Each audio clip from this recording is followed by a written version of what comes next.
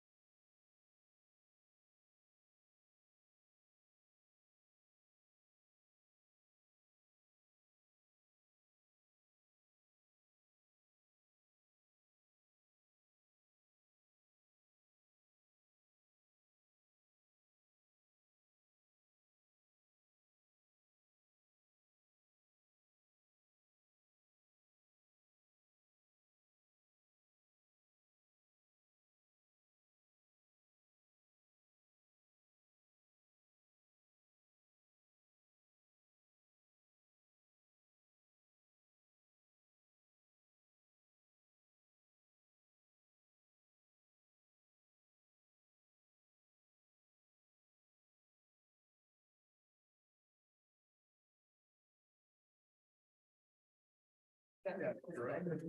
Or like, we're at the David Letterman show and we're like Yeah, backstage. Here. Yeah. never thought of it like that, but you're completely right. Yeah.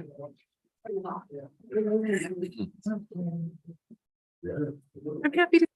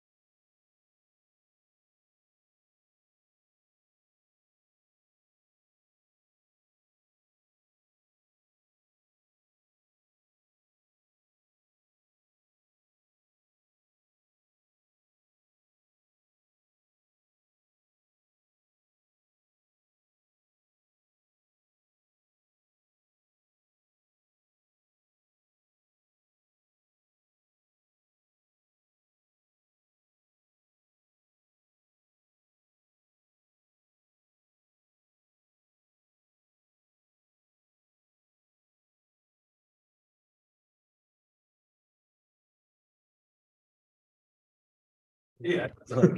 Had all the data. Yeah, that's. Yeah. Yeah. Have to- We're gonna get a system set up, we're about to go audio live, so Okay.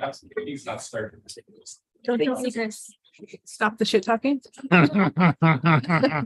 Stop talking about Diana and I had. Anyway, I just thought you might find it.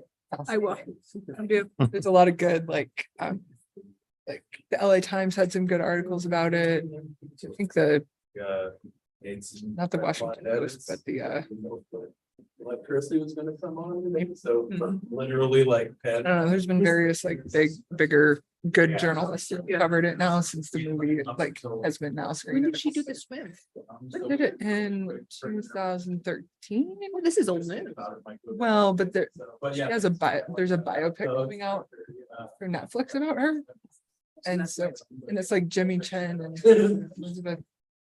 I can't say her last name. No, I saw how. Free solo and stuff, so like Oh. pretty big deal. Yeah. I need to listen to people saying her name a bunch of times so that I know how to say it. I don't know. Jimmy Chen's wife, Just reviewing things too much. the people that made the movie Free Solo about Alex Honnold. That's a great movie. But I don't know. So yeah, they made another movie about a woman who swam from Cuba to Florida Yeah, we were when like. she was 64 years old. Oh. Very impressive. And it was like, no, like as soon as we Cool. Yeah, very inspirational. No, that was. Okay, we are good. Where's our mat?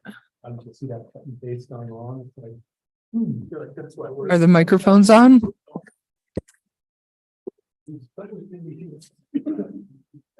Testing, testing. Will Commissioner Cyrus please come to the table? What's that? Cyrus to the white pages. Yeah. White cell.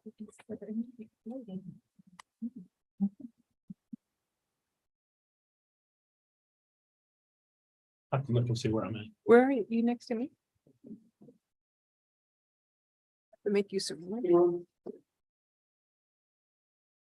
Okay. All right, so it is now 5:30 on Thursday, October 12th, 2023. So I'll go ahead and call to order this regular meeting of the Deschutes County Planning Commission. Our first item on the agenda is the approval of minutes from August 24th, 2023. Is there a motion regarding the minutes? I will move to approve the minutes. Is there a second? Been moved and seconded that we approve the minutes from August 24th, 2023. Is there any debate on the motion? Okay, seeing none, we'll go ahead and proceed to vote. Commissioner Cyrus, how do you vote? Aye. Commissioner Kelly, Aye. Commissioner Hovkamp, I'll abstain. Commissioner Altman? Aye. And do we have any commissioners present on Zoom? I think I'm here. Can you Is guys that hear me? Commissioner Trowbridge? Trowbridge, yes. Trowbridge. Tro. TROW. I just want to make sure I'm getting it right. Sorry about that. Yeah. And how do you vote? Approve. Okay, Yes. so we've read got them. four votes in favor. Oh, I guess I should. I well, say yay vote. also. This is Commissioner Williams. Commissioner Williams, how do you vote? Yeah. I'm live but not videoed. Yes. How do you vote in regard to the motion to approve the minutes from Aye. August 24th? Yep. Yes. Okay. Let's see. So we've got 6 in favor and 1 abstaining. So the motion passes. The minutes are approved from August 24th, 2023. Okay, moving on to the next item on the agenda, we have public comment about items not on the agenda. Are there any members of the public here who would like to make a comment about something not on the agenda tonight? And are there any members of the public present on Zoom who would like to make a comment about something not on the agenda?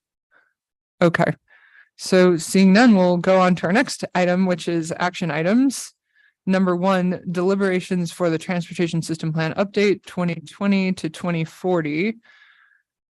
We have both Peter Russell, Senior Transportation Planner, and Tarek Rawlings, Senior Transportation Planner, present tonight.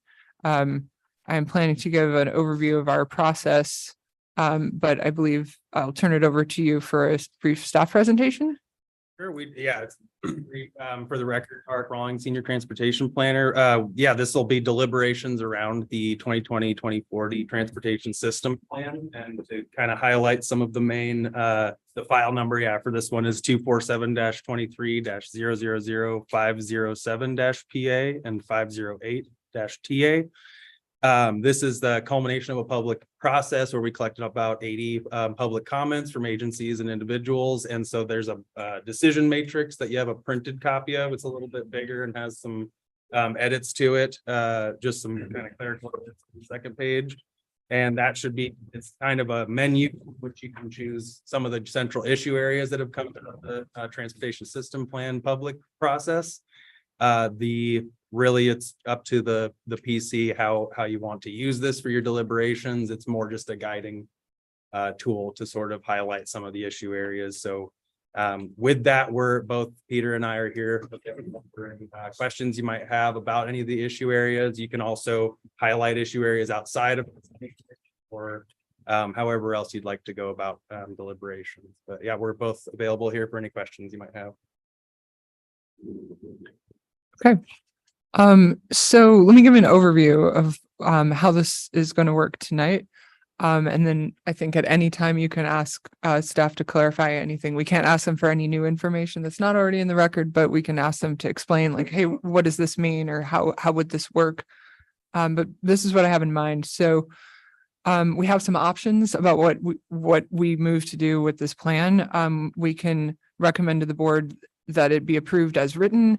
We could recommend to the board that it be denied, or we could recommend that it be approved with some modifications. So in the matrix are a variety of possible modifications that you could move to recommend. And of course, if there's something else that's not in the matrix that you want to move to recommend, you could absolutely do that as well. So before we get into entertaining motions, I think it would be productive to go kind of down the row and not to debate any of the items in the matrix, but if you could simply say, if there are items in the matrix that you plan to consider suggesting as a modification, I think that would help us sort of all get on the same page about what we might expect and avoid making 8,000 different motions. So do you all understand what I mean about not debating as we go down the road, but simply just saying, you know, I feel strongly about this item. I think I'm interested in discussing that more. Or, this item or that item, or these 3 items or these 2 items. Does anyone have any questions about that idea? So are you looking for basically a straw poll as we go through? Yeah, I'm looking for you and everyone else to say which items you're planning to pull out from this matrix. In terms of, like, if you were to make a motion, which items would you recommend, if any, be included in a modification recommendation? And if you're sitting here saying, I don't like any of these, I just want to approve it as written, totally fine. That's great. But I think this will save us a little bit of time and confusion.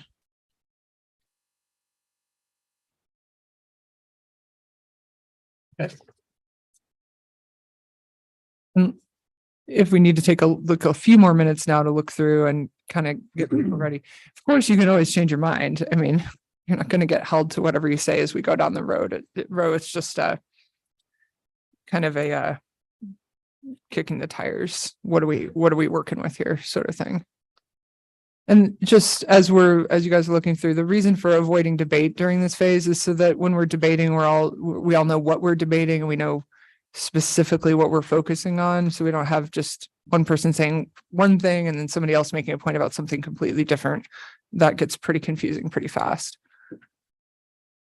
All right. So Commissioner Cyrus, do you have any issues that you think are important for us to attend to?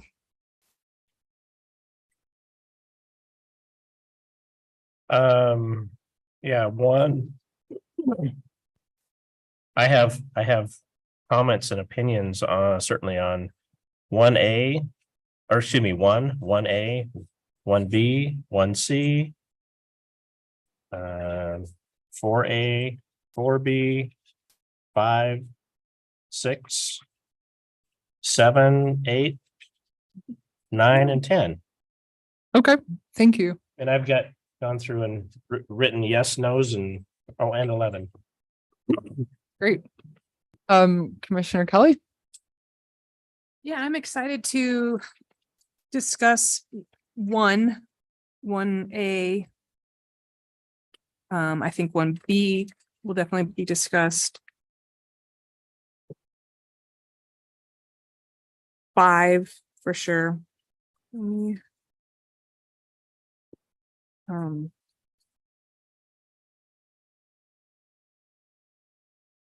Start with that. Okay. Commissioner Vice Chair Hovkamp. Generally supportive of the draft as recommended, but delighted to listen to my colleagues' comments on individual issue areas. Great. Commissioner Altman. I agree about 1A, 1B, 1C. I'm also interested in discussing 2.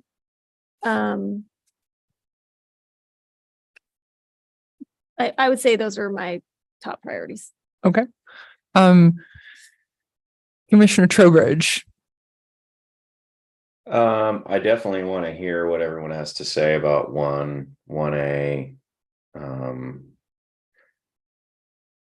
1 and 1A are definitely 2 that I want to hear what people have to say on it. I have thoughts, but there's no reason to go deep into it at this time. Okay, great. Commissioner Williams. As you know, I've had to deal with some things over the last couple of weeks and have not been able to delve into this like I normally would. I do see room for conversation amongst the majority of what Commissioner Altman, Commissioner Kelly, their thoughts. So I do have some interest in input to be said. And again, would like to hear what everyone else has to say. We've had a lot of folks come into these meetings. Okay, great. So looking forward for the process here, what I'm thinking of is we should have a motion so that we can debate the issues. In a second, I'll entertain a motion.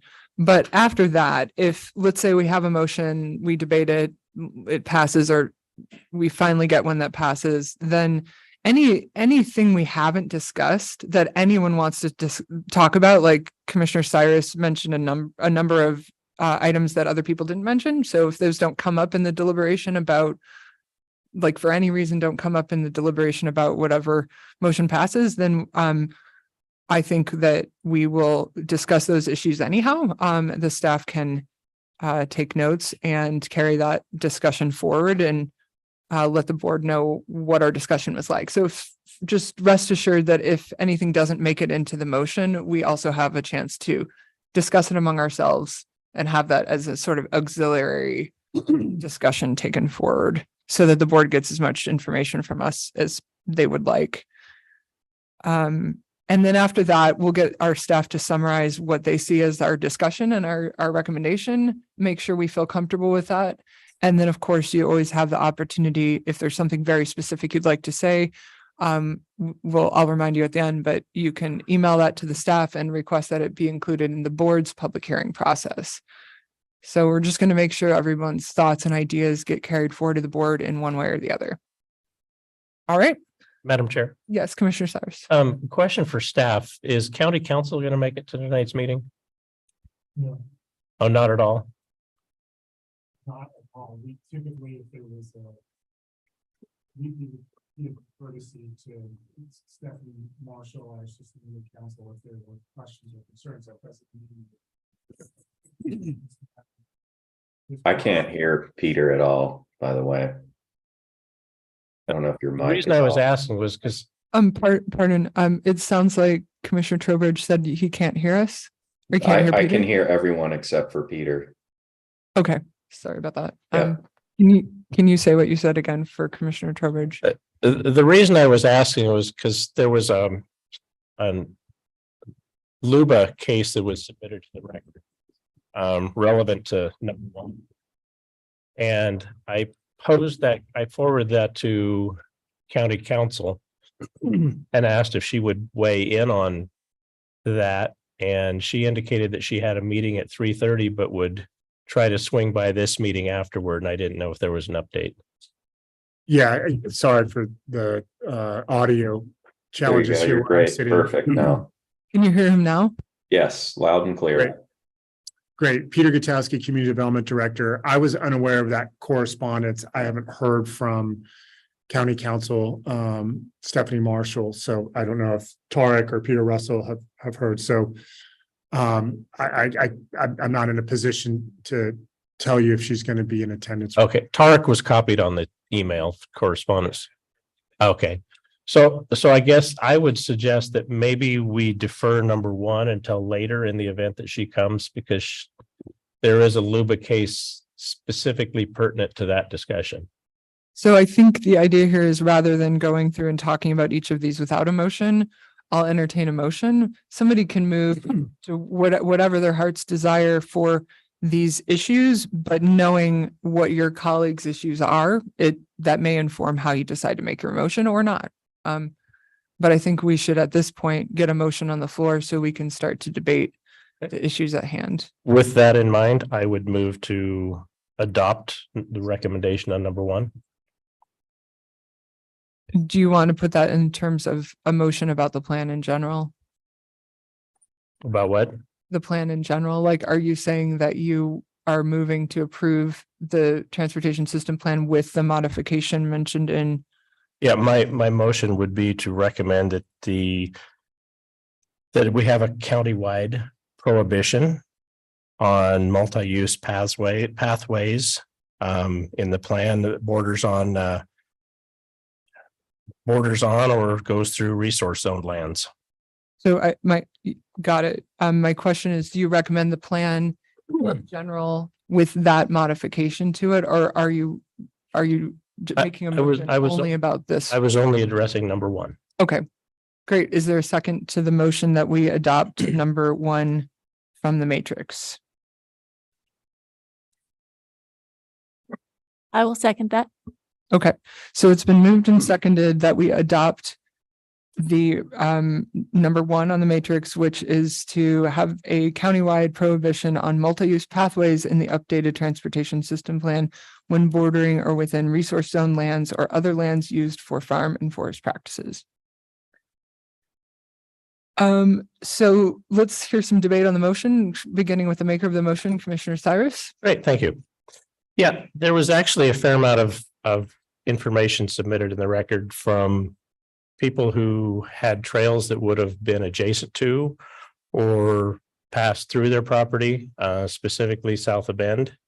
There was a timber owner who was concerned that the trails would impact his timber operation because of limitations to what would allow him to do in his timber management unit. I know in the valley, they've had some significant issues with trails through agricultural lands. And in fact, there is a Luba case that I think is either remanded or shot down because of the impacts it would have on adjacent agricultural lands. The other thing is that, and I don't know if it was in the record or not, reference, well, there's quite a bit on the record with regard to homeless populations.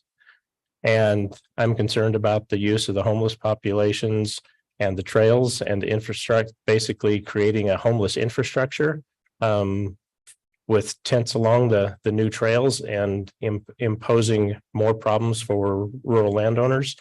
And part of the reason why I wanted the record filled or added with the comments with regard to rural landowners, there was significant information in the record about objection to rural landowners being able to utilize their property because of deer and such. And I'm concerned that by adding, and in fact, there's quite a bit of information in the record on how the trails adversely impact wildlife. And I'm concerned that what this would do is incorporate or even more conflicts to the deer population and wildlife in general when you start adding the public into areas that are already, according to Fish and Wildlife, having problems. So I just think that it creates more conflicts than good, and I don't think it's appropriate. Okay. Next, let's hear from, in the tradition of Robert's rules, let's hear from somebody with an view in opposition of the motion. Is there anyone that is leaning in opposition who would like to make a comment now? And Commissioner Williams, if at any point you want to make a comment, maybe just unmute yourself because we can't see if you're raising your hand or not. Will do. Okay, then seeing no one in opposite. Yeah, go ahead, Commissioner. In opposition of this, I think that multi-use paths will be a huge addition to our community, and putting prohibition on them would be just really detrimental. I think that these multi-use paths are going to be amazing for not only like transportation, but also just the overall health of our community. I personally am a road cyclist, or I used to be, but I'm afraid to ride on the road anymore. And I see these multi-use paths as providing a safe place for our community to use as transportation. And it will encourage folks, I think, with it's a safe place for us to use. And I think that with the increased use of e-bikes, they will just be a huge asset. I see the point that Commissioner Cyrus is making on a lot of these issues. My fear is that, and I was trying to think of an analogy, is that it's like saying, oh, we need to outlaw guns because we have a few bad users. And I just don't think that. I think that we need to encourage, if we're worried about the homeless population, or we're worried about agricultural users, landowners feeling restricted from that, we need to educate the population and do things that will help the landowners with different education process, and not just put a blanket limitation on prohibition on the paths. I just think it's very short-sighted to limit that. Okay. Is there anyone who would like to make a comment who hasn't made one yet? Make a comment.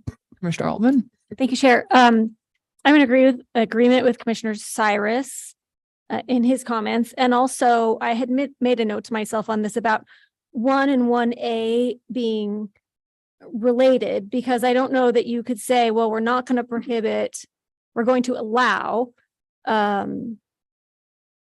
multi-use pathways within resource zone lands, but then prohibit multi-use path. And I know that would be a conversation for the next item, but based on potential wildlife habitat fragmentation, because I think in a lot of areas, they're the same. Where we have, farmers on EFU or people who live on forest, or maybe don't live there, but own forest land. That is a lot of area of wildlife habitat and what's the word I'm thinking of? Migration corridors. And so I think that these two actually go together. And I think that the community has shown, it's hard because the community, I think, on one hand, multi-use paths would be good. They'd be nice to use. But on the other hand, the community has loudly said that they really want to support wildlife habitat. And I don't know if I can reference studies that were discussed in the Goal 5 inventory update, but I don't know if I can say that. Peter can stop me if I can't. When there were studies that say that wildlife can hear people walking on trails from a very far. Thanks, by the way, distance. for your question. Thanks to Commissioner Cyrus. I think those have been Okay. submitted into the Okay. record. So, if we care about wildlife and protecting their habitat and creating paths in the areas where they probably have habitat or they use it for migration, then that's going to push them out and further narrow their scope of where they are free to move about. So I support the prohibition. Okay. Commissioner Vice Chair Hofkamp. Thank you for those comments, colleagues. I'm in opposition to the modification of the plan as proposed by the point at 1. Although I offer my comments respectfully to my colleagues. I'm in support of Commissioner Kelly's comments. A lot to consider from my other colleagues up here. I'll just reemphasize some comments, if that's allowable. From It's absolutely on the allowable. record. We want to hear what people think. Okay. That swayed my opinion here. I do agree with the potential impacts to wildlife. But a comment here from one of the agencies, Ben Park and Rec, that says here, quote, we strongly encourage you not to consider a blanket prohibition on trails based on their proximity or passage to these resource lands. If enacted, this prohibition would restrict trail development in the vast proportion of the county. I'm going to skip forward a little bit. Moreover, it would severely hamper the ability of the Ben Parks and Rec district, as well as other recreation providers and transportation agencies, to provide our regional trail network and to achieve the goals contained within adopted state and local plans. Again, respectful to the potential impact to wildlife. If we're talking about, as Commissioner Kelly touched on, if we're talking about multimodal transportation trails, the goal here is to decrease vehicular travel, and that's as much or more an impact to wildlife, both disruptive to migratory pathways and contributing to emissions and so forth. So I'm not blanket necessarily in support of all trail locations, but I believe that these agencies have public processes for vetting trail locations and trail impacts. And without belaboring the point further, I'm inclined to be in opposition to this point. Thank you for the opportunity to comment. Madam Okay. Chair. So Commissioner Cyrus, before you, can I check in with Commissioner Trowbridge and Williams to see if they would like to add comments, and then we could go back for a second. Commissioner Trowbridge, do you have anything? Well, I do agree that it's not it's a tough one to just say ban all, or it kind of like the rural ADUs. I don't think it's a good idea to just ban all of them in, out in where there's wildlife zones. So to be completely honest, sticking with where I was with that, I thought that that's not going to make that big of an impact. So I think that it's a tough one to just ban it. I think that we have a lot of trails, and a lot of those trails are in critical habitat and they are disrupting the wildlife, but it seems like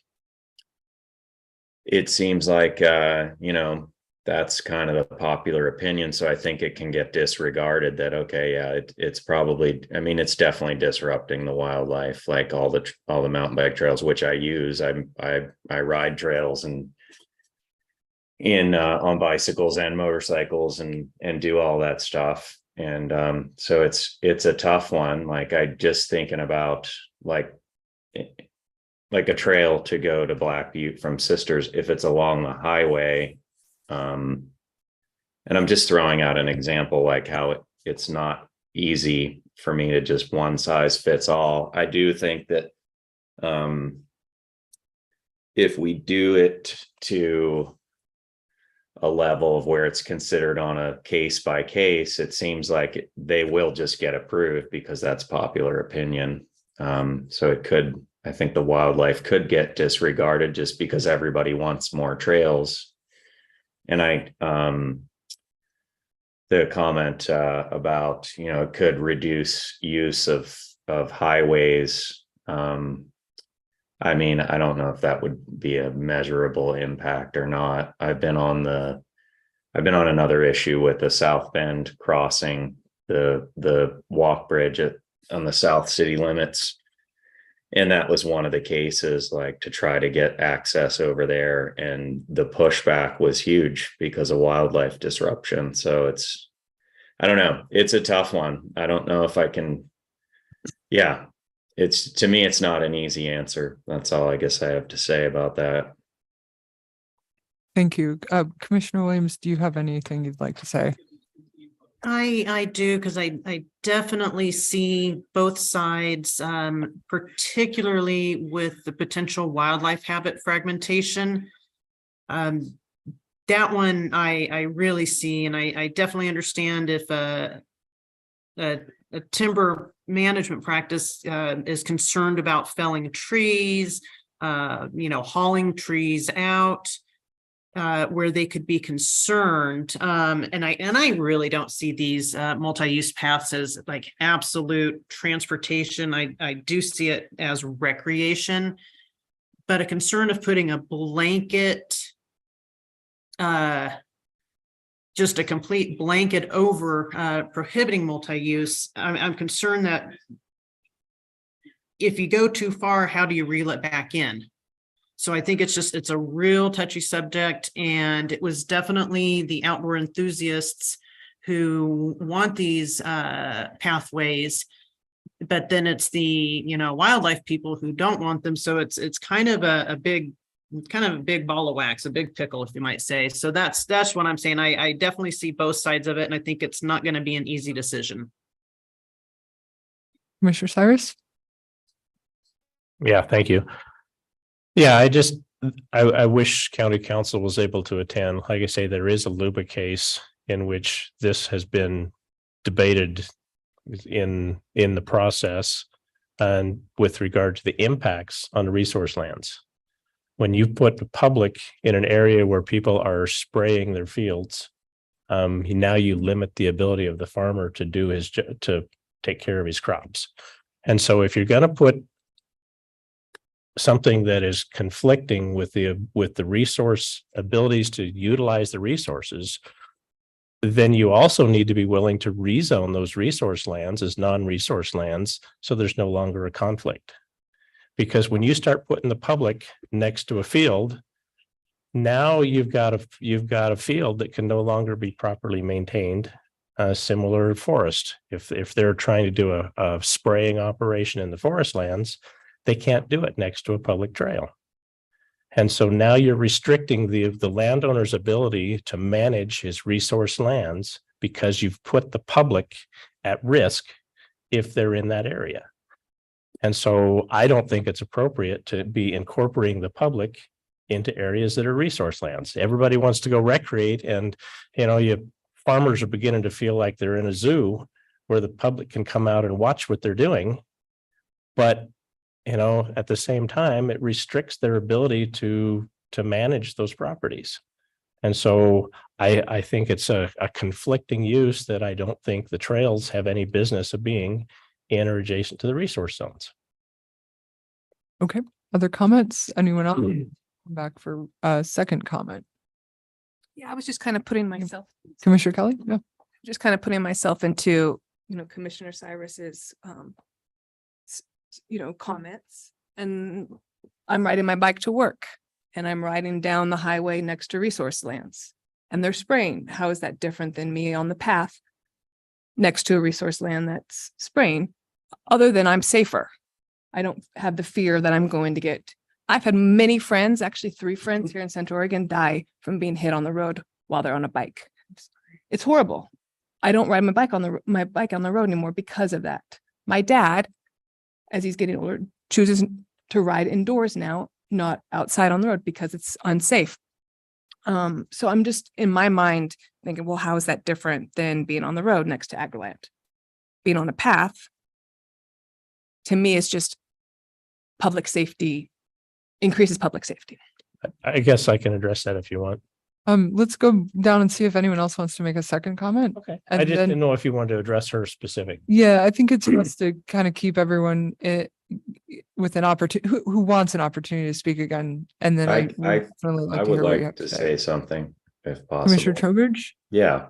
So what Matt said, that makes a lot of sense to me. Like, farmers have enough things going against them, farmers and loggers. And I get it and I understand what you're saying, Kelsey, about, it is safer to ride on the trail, but I think the difference of riding along the resource lands on the county road is different because that's already there. The trail is going to expand into that. It's going to expand into the resource lands where there isn't an impact already.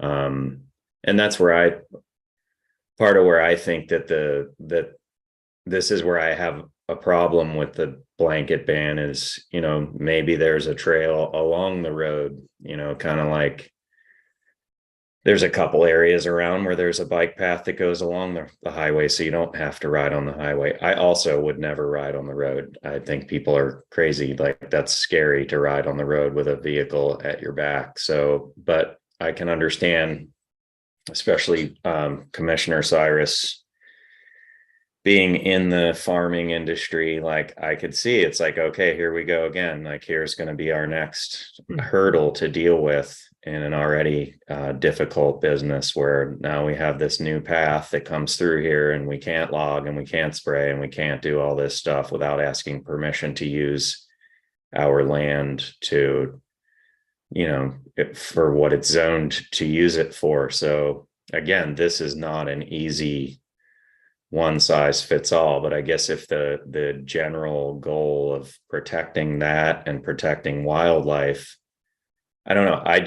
I see a double standard. And again, I ride bicycles too, but I just see the double standard of the recreation community where it's okay to impact the wildlife if it's to ride bicycles, but if it's anything else, ADUs or development or anything like that, then it's not okay. And that's where I get stuck with, okay, am I being completely honest with myself on that? Like, is it okay just because it's safer or something that I like?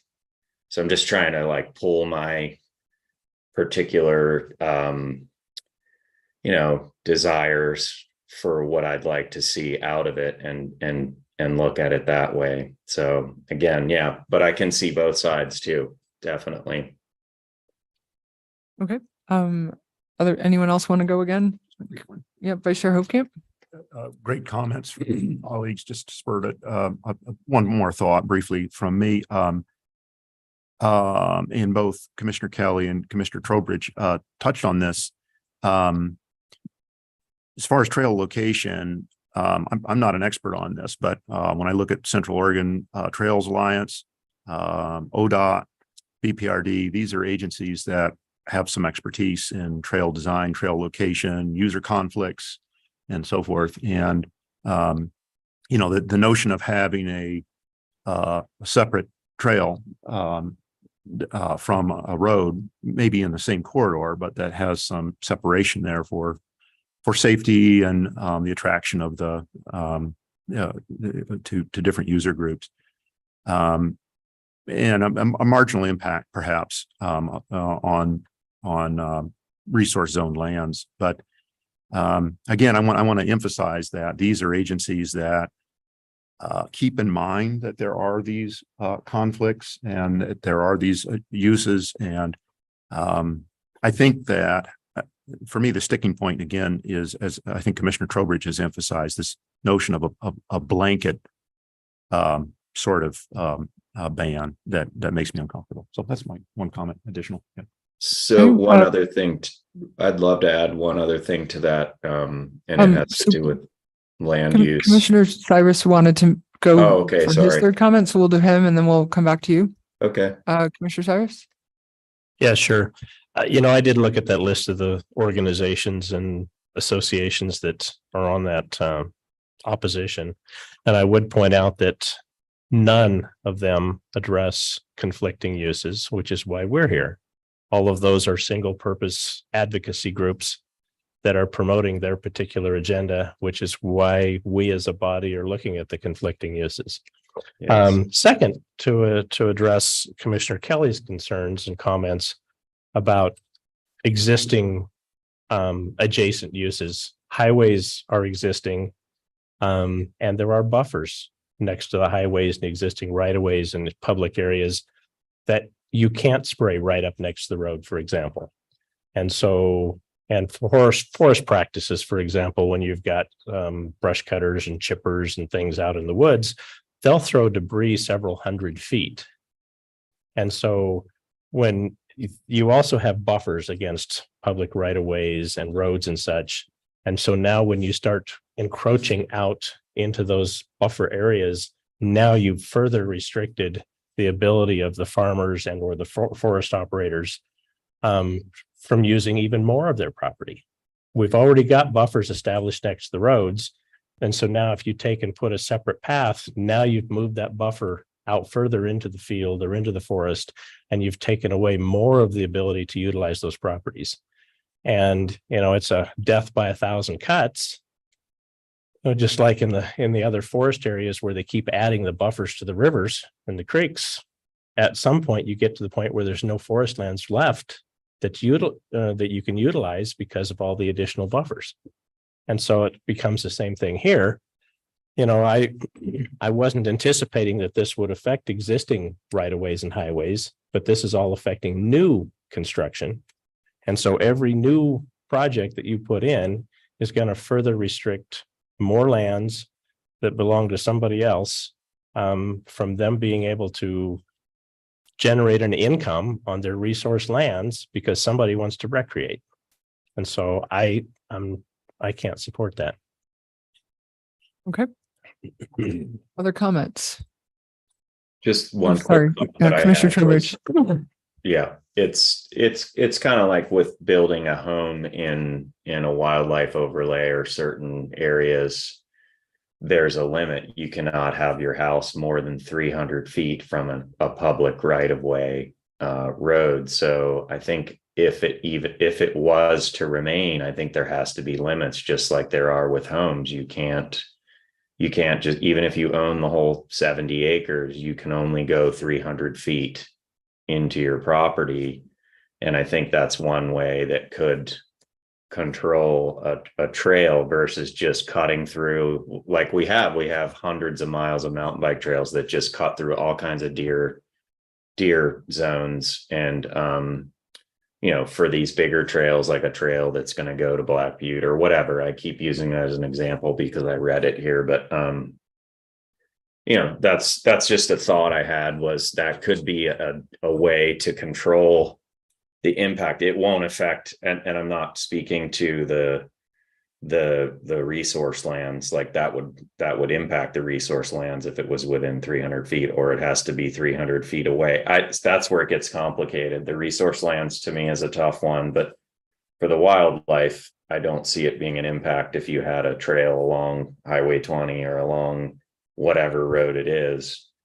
But once it starts to go deep into the forest, then all of a sudden you are in the zone of the deer and the wildlife, and you're going to interrupt them. Bicycles especially, they can't hear you coming on a bicycle as well as they could a motorized vehicle. That they can hear you from a long way off and they can avoid you. But anyway, that's all. I don't want to go too far down the path, but anyway. Thank you, Commissioner Trowbridge. And just for a point of clarity, I think what we'll do for this motion, it's specifically about farm and forest practices. This motion will either pass or not. And then there will be an opportunity for somebody to make another motion regarding 1A, which has to do with wildlife habitat fragmentation. So it's possible that someone would want both 1 and 1A. It's possible you'd want neither. It's possible you'd want one and not the other. And the way this matrix is laid out, thanks to our wonderful staff, kind of encourages that flexibility for people to feel potentially different ways about different things. Commissioner Williams, do you have any other comments? Commissioner Altman? So I do not so- at this time. Thank you, Commissioner Williams. I'll also point out one thing that hasn't been pointed out yet, in terms of this item. So my understanding is that that this item recommends having a blanket sort of prohibition on multi-use pathways, et cetera. And if we were to approve this motion or approve the plan without that amendment to it, either way, my understanding is that there will be many additional or a large additional process going forward after this, whereby the it's not, what I'm trying to say is if the Board of County Commissioners says, okay, we're going to adopt the transportation system plan as is with regards to this item, that doesn't mean there's going to be paths going up all over the place, all over the county immediately. My understanding is that there are additional processes whereby design elements would be coming up with, there would be discussions about where are we going to put these paths? Where's the best place for these paths? I see Peter Russell gearing up to maybe provide some clarification so that we can get a reminder of the context of what we're deciding here. Chair Kiris, Planning Commissioners, Peter Russell, Senior Transportation Planner Emeritus. So the first thing to remember is public land. So this won't have any effect at all on federal lands, BLM, forest. So, but in terms of your actual question, if there's a trail proposed, so let's say just for sake of discussion, you don't have the prohibition. You just say, no, we're not going to have that. There still is an entire process that would have to be go through for environmental, whether it's on federal lands that would go before. So there are design recommendations. They have environmental folks who look at the implications of what would happen. Nope, can't put the trail there because there's an endangered species or there's some habitat. So this is just at the 30,000 foot level, the trail design, 10,000 foot, and then you got to come through and actually apply. If you're on county administered land, you have to perhaps get a land use permit from us, perhaps not. We're still having some push-pull on that question with our development code. But basically what I'm getting at is there are several subsequent processes and planning processes that would occur if you didn't have a blanket prohibition. Okay, thank you for clarifying that. Does anyone have any questions about that for the staff to gain some clarity on what would happen if you decided to vote no on this and assuming the board agreed? Does everyone understand what then would happen after this? Okay. I guess since I plan to vote, I will add my reasoning. I'm in agreement with Commissioner Kelly that the option of having a prohibition on all of these paths anywhere in the county doesn't sit right with me. I'm not a trail expert, but it does seem like, especially given what Peter Russell said a moment ago about 80% of the land here being federal land anyhow, that there are a lot of opportunities for trails to exist here that possibly could not be in sensitive wildlife areas and also not disrupt farm and forest practices. Although I do have to say I'm pretty swayed by your point, Commissioner Cyrus, that originally I was thinking, oh, well, what does it matter if it's right next to the road? That's not going to make any difference. But what you're saying about the setbacks and the buffer zones, that does make a difference. I think I plan to vote no on the motion, but I really would like very much to see this debate that just happened occur if there were a subsequent phase of this. I deeply hope that people would come out and argue passionately against doing anything that would putting any trails anywhere where they would disrupt our resource lands or where they would disrupt our wildlife. I would hope that those trails could occur in some way that has very minimal disruption to either of those two things. It looks like, Will Groves, do you have something you want to add? Yeah, thank you. Will Groves, your planning manager. I'm here as your Lorraine County Counsel tonight. I'm not a lawyer. I don't play one on TV. Commissioner Cyrus had talked about a series of cases, and I was making sure that I was as familiar with them as I thought. And these are a series of cases that come out of the Valley and are Van Dyke, and they're Van Dyke 1, Van Dyke 2. And it was a similar case where they wanted to put a trail system through resource lands. And initially, the jurisdiction believed that that was something that they could do outright, and LUBA remanded and said, no, these are conditional uses that are subject to the farm impacts test. And so in a series of decisions, what they said is that this, in order to put trails under ORS 215, you need to go through 215-296, which is, again, that farm impacts test. And it specifies a couple things. So in order to allow a use of that sort, you first have to show that the proposed use wouldn't force a significant change in accepted farm or forest practices to surrounding lands devoted to farm or forest use. And part B, that it wouldn't significantly increase the cost of accepted farm or forest practices on surrounding lands dedicated to farm or forest use. So these Van Dyke 1, the jurisdiction said, this is easy, we can just do it. And LUBA said, no, you've got to come back and talk about the impacts that this is going to have on the farm. Is it significant? Does it change the cost or the practices that the farmer can engage in? County came back and made kind of a half effort at it. And LUBA said, no, you didn't describe pesticide well enough. You need to think about these other issues.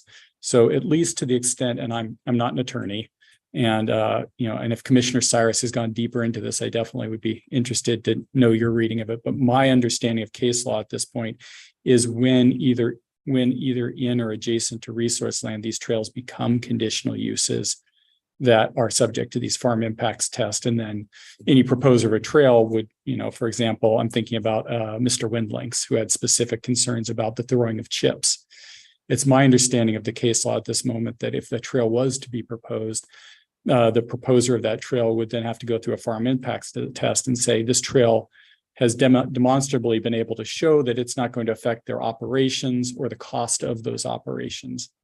And that might be a heavy lift, if there's, pesticide spraying, if there's wood chips, other things like that. So I want to put a little bit of an asterisk on this, that I'm not your legal counsel, and this is my best understanding of the cases, but I've been down this path a ways. We talked about this in a couple of cases, and this matches my understanding, and my reread of the case law shows that this has been consistent over time, that that LUBA does understand these types of trails to require farms, the trail specific, farm specific reviews about the practices that might be conflicting with regard to that. Nothing similar for wildlife. Okay. Question. You're calling the question? Yes, I did it. I didn't say yes, Commissioner Cyrus. Okay. Is there further debate on this motion? Okay. So I will read back the motion that we're about to vote on. The motion is to adopt number 1, a countywide prohibition on multi-use pathways in the updated transportation system plan when bordering or within resource zone lands or other lands used for farm and forest practices Commissioner Altman, how do you vote? I vote aye. Okay. Vice Chair Hovkamp, No. Commissioner Kelly, No. Commissioner Cyrus, Vote aye. Commissioner Trowbridge, I hate these kind of votes. I think I'll vote aye. okay, Commissioner Williams,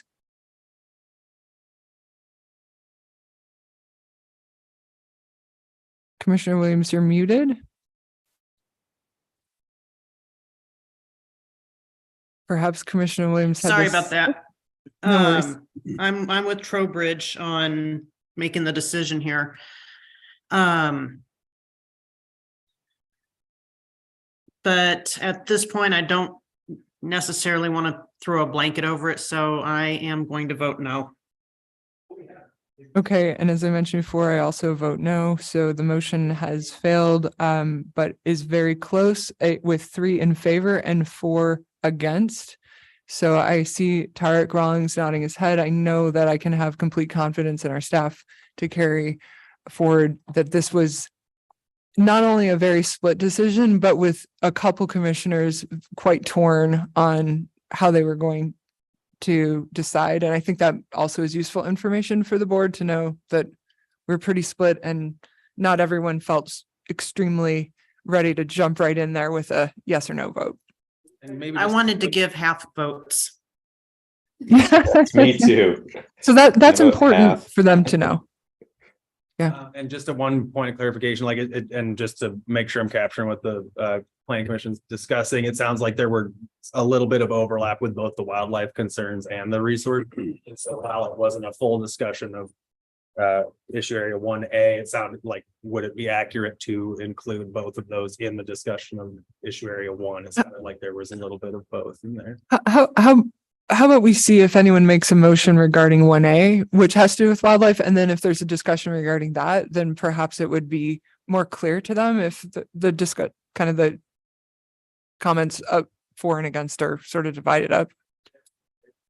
Madam Chair, Commissioner Cyrus? with that, we'll keep things moving and I will move to support the proposal on 1A, which would create a countywide prohibition on pathways that would potential to fragment wildlife habitat. Okay, is there a second? I would second. Second. Okay, fantastic. It has been moved and seconded to support the proposal on 1A. Should the planning commission include a countywide prohibition on multi-use pathways in the updated transportation system plan based on potential wildlife habitat fragmentation? Commissioner Cyrus, let's hear some debate on the motion. Sure. Yeah, this one actually has significantly more information in the record with regard to impacts on wildlife. There's multiple studies were entered into the record, multiple agencies, multiple universities, significant number of information, pieces of information put on the record that show that trails are having a significant impact on wildlife, displacement, migration. Essentially, when you factor in, for example, the UCLA study that talked about the impacts of coyote urine near a feeding station and the fact that the deer avoided their feeding station. And now you incorporate a network of trails with dogs on those trails. Now you've created no-go zones for wildlife, both from a feeding and for migration. They create areas that the wildlife completely avoid.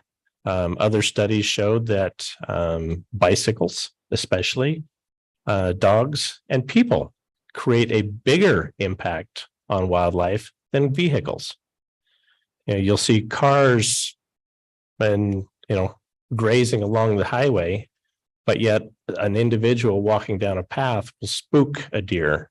And the study out of Portland, for example, showed that the startle width, the startle area is 1/8 of a mile on either side of a trail. So now you've created a 1/4 mile impact zone for every trail that's put out there.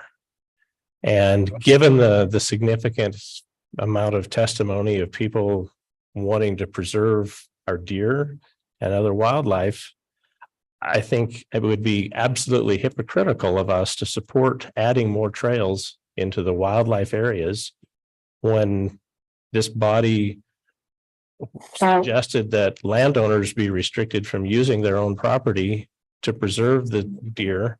And then we incorporate put the public right into their habitat. And so I think this is completely consistent with previous actions of this or body. And I think it's certainly appropriate to preserve wildlife. Okay, is anyone in opposition to the motion so we can keep debate moving back and forth between 2 points? Sure, I'll go for it. What bothers me about this is so it's saying, hey, we're going to ban all multi-use paths because some of the paths are going to go through wildlife areas. So therefore we should, and that's if I'm reading that correctly. I had a different interpretation, but I don't know that my interpretation is correct. Maybe we should check in with staff. Is that the? Not clear from the public comment, but I would say that the sentiment in most of those comments is likely a full scale prohibition, but using the reasoning of wildlife. But I think that take it however they want. If I think the other interpretation of that is that it would be a full prohibition within the wildlife area combining zone, but that term was not specifically used in those public comments. It was more about wildlife habitat generally, I would say. So to be clear about what our motion is should the planning commission include a countywide prohibition on multi-use pathways in the updated transportation plan based on potential wildlife habitat fragmentation? So what we're voting on, which your point's well taken, we don't know what the public comment exactly meant by that, but it seems like what we're voting here on our motion is, should we have like this rule that says you can't have a path somewhere where it could potentially affect wildlife in a way that would fragment their habitat? So, Madam Chair, if Commissioner, I might, maybe I can clarify this. If the seconder would accept a friendly amendment, I would add that this apply to the lands identified by the Oregon Department of Fish and Wildlife's recommendation for existing and proposed wildlife habitat area for both deer and elk, okay, which that map is defined. so apply to lands that Oregon Department of Fish and Wildlife have identified Right. as But they're both existing and proposed wildlife overlay areas. existing and proposed wildlife areas. Wildlife habitat overlay, or what the one we just dealt with like 2 months ago. Combining zones. There we go. Thank you. Okay, so if you would accept, then we're amending the motion to support ... what it says there, based on gotta get the wording of this right. So, Based on potential wildlife habitat fragmentation. So well, that's what it says, but you're amending it to, I'm to specify Oh, to add which that. specific Okay. area. okay. So the That way it clarifies that we're not countywide, we're only addressing the areas that they've identified as critical areas. just want to make sure I get the wording right. So it now reads, should the planning commission include a countywide prohibition on multi-use pathways in the updated TSP based on potential wildlife habitat fragmentation applying to lands ODFW have identified as existing and proposed wildlife overlay zones? Sounds good. It's long, but I think it gets the point across of what we're I clarifying. think it clarifies it enough that We know where, point, yeah. it's not just a blanket countywide. That's how I read it first, was just like a yes, details nowhere. yeah. So I'm really glad you pointed that out. It should be very specific too. Because that was what I intended. Yep. She brought up the fact that it was overly broad. Fantastic. Thank you. And my only concern is this, is I know that these trails, Mr. Russell, I'm sorry, I don't know exactly how to address everyone yet. Mr. Russell, said, hey, there's a rigorous vetting process for these trails, and we don't even know, they haven't even been proposed where they're going. And to give like blanket, prohibition just is concerning, because it already goes through this very rigorous but that's where I have a hard time, is like, well, let's let the experts decide where these trails should go based on the wildlife maps, based on land ownership and all the other vetting processes they go through.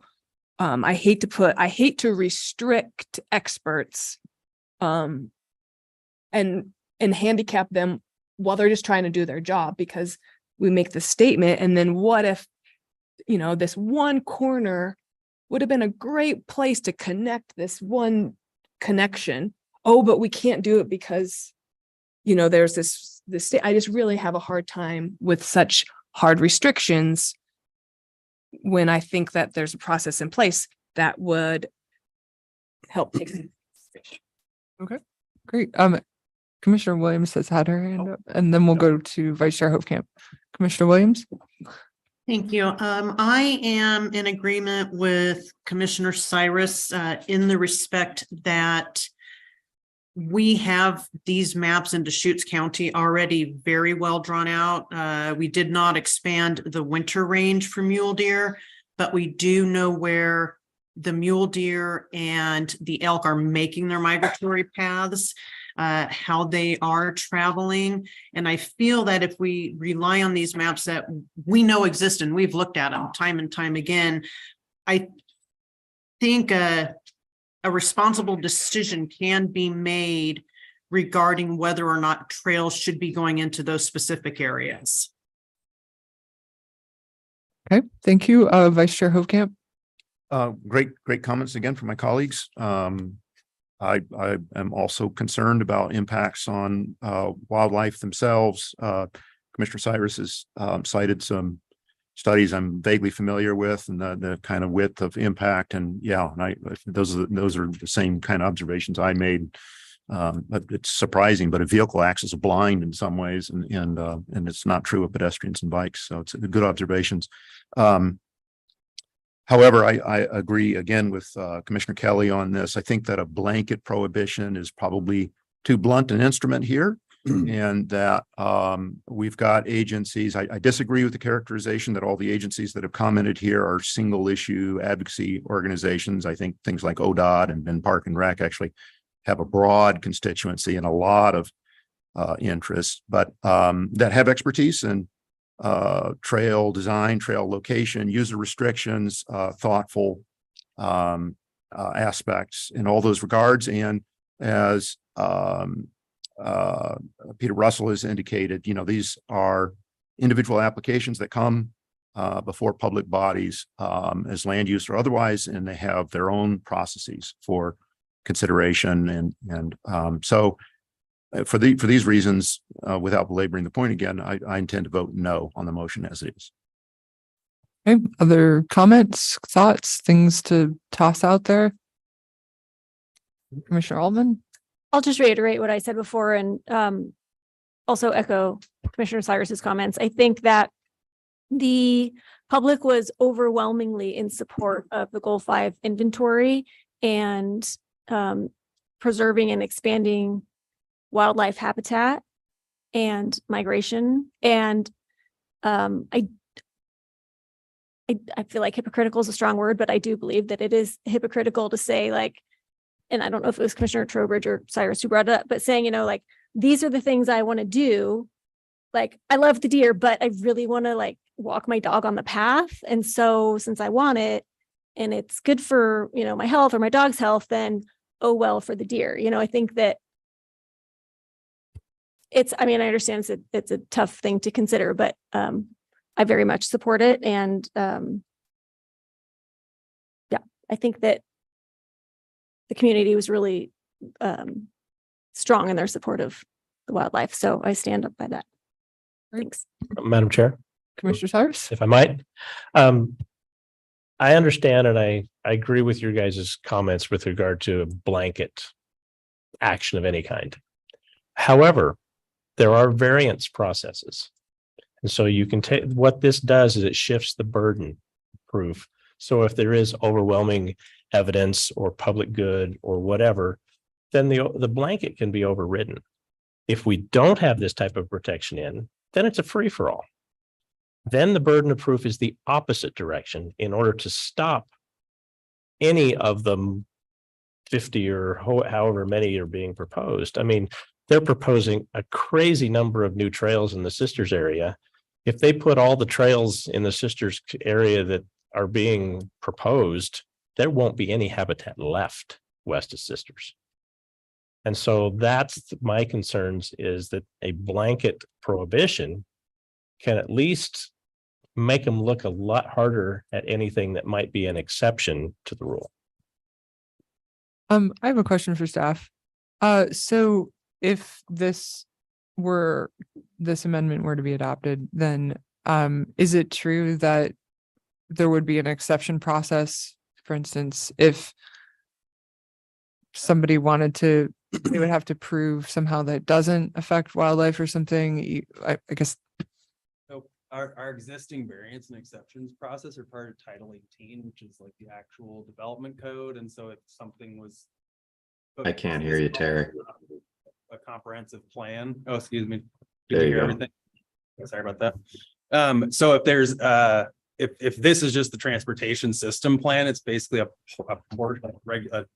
high level comprehensive document similar to the comprehensive plan. It's not super clear to me whether that is development code subject to the variance procedures and exception procedures that would be used for other types of variances and exceptions, like some of the wildlife area siting standards. It's not like there's exceptions built into that. It's chapter on its own. And so some of that is it's unclear, but I've personally not seen a variance process applied to the application of like a policy or goal within a comprehensive document. Like system plan.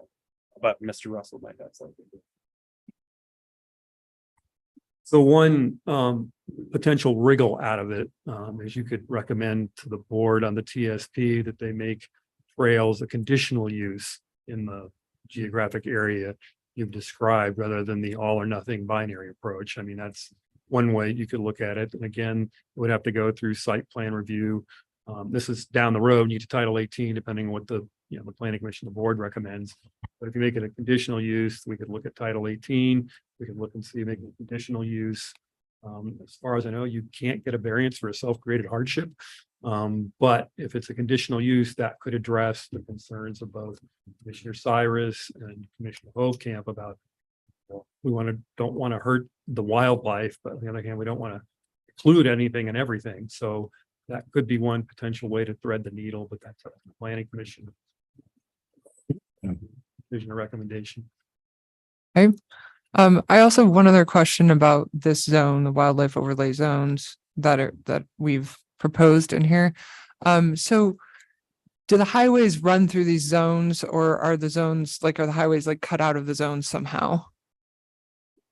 Map real quick here. I would be willing to bet you the highways go through the zones, because we also have county public rights of way that go through them that have seasonal closures.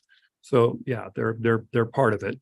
So I think what we would be saying here, if we approve this, is that we can't have trails next to highways. We can't have them many places that are part of the wildlife overlay zones, but we also cannot have them next to highways. Well, I'll prove it, David's probably squirming his chair back there. But right now, we do have a declaratory ruling in front of the planning department about, can you put trails in Next. highway right away? Okay. Does it need exception? Does it not? So we're kind of working through that. A text amendment may be another way around that. So Okay. I have to give you that classic planning response. It depends Mhm. what the latest thing happens in our fluid field of planning.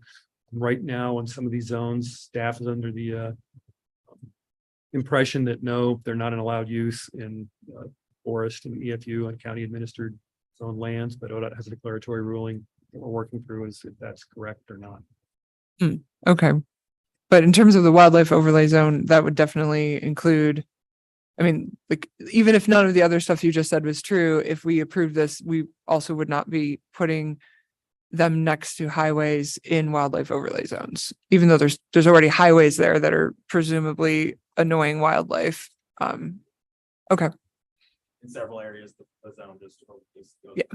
that's what I thought or assumed. Okay, other people? I just had a question, a follow-up question with that. And are we talking about like a multi-use path next to a highway only in overlay, in the wildlife overlay zones are not allowed, or any multi-use path next to a highway? I believe the amended motion is focusing on the wildlife area. Okay. Okay. But I think they're also saying that there are other reasons why we may not be able to put trails next to highways anyway.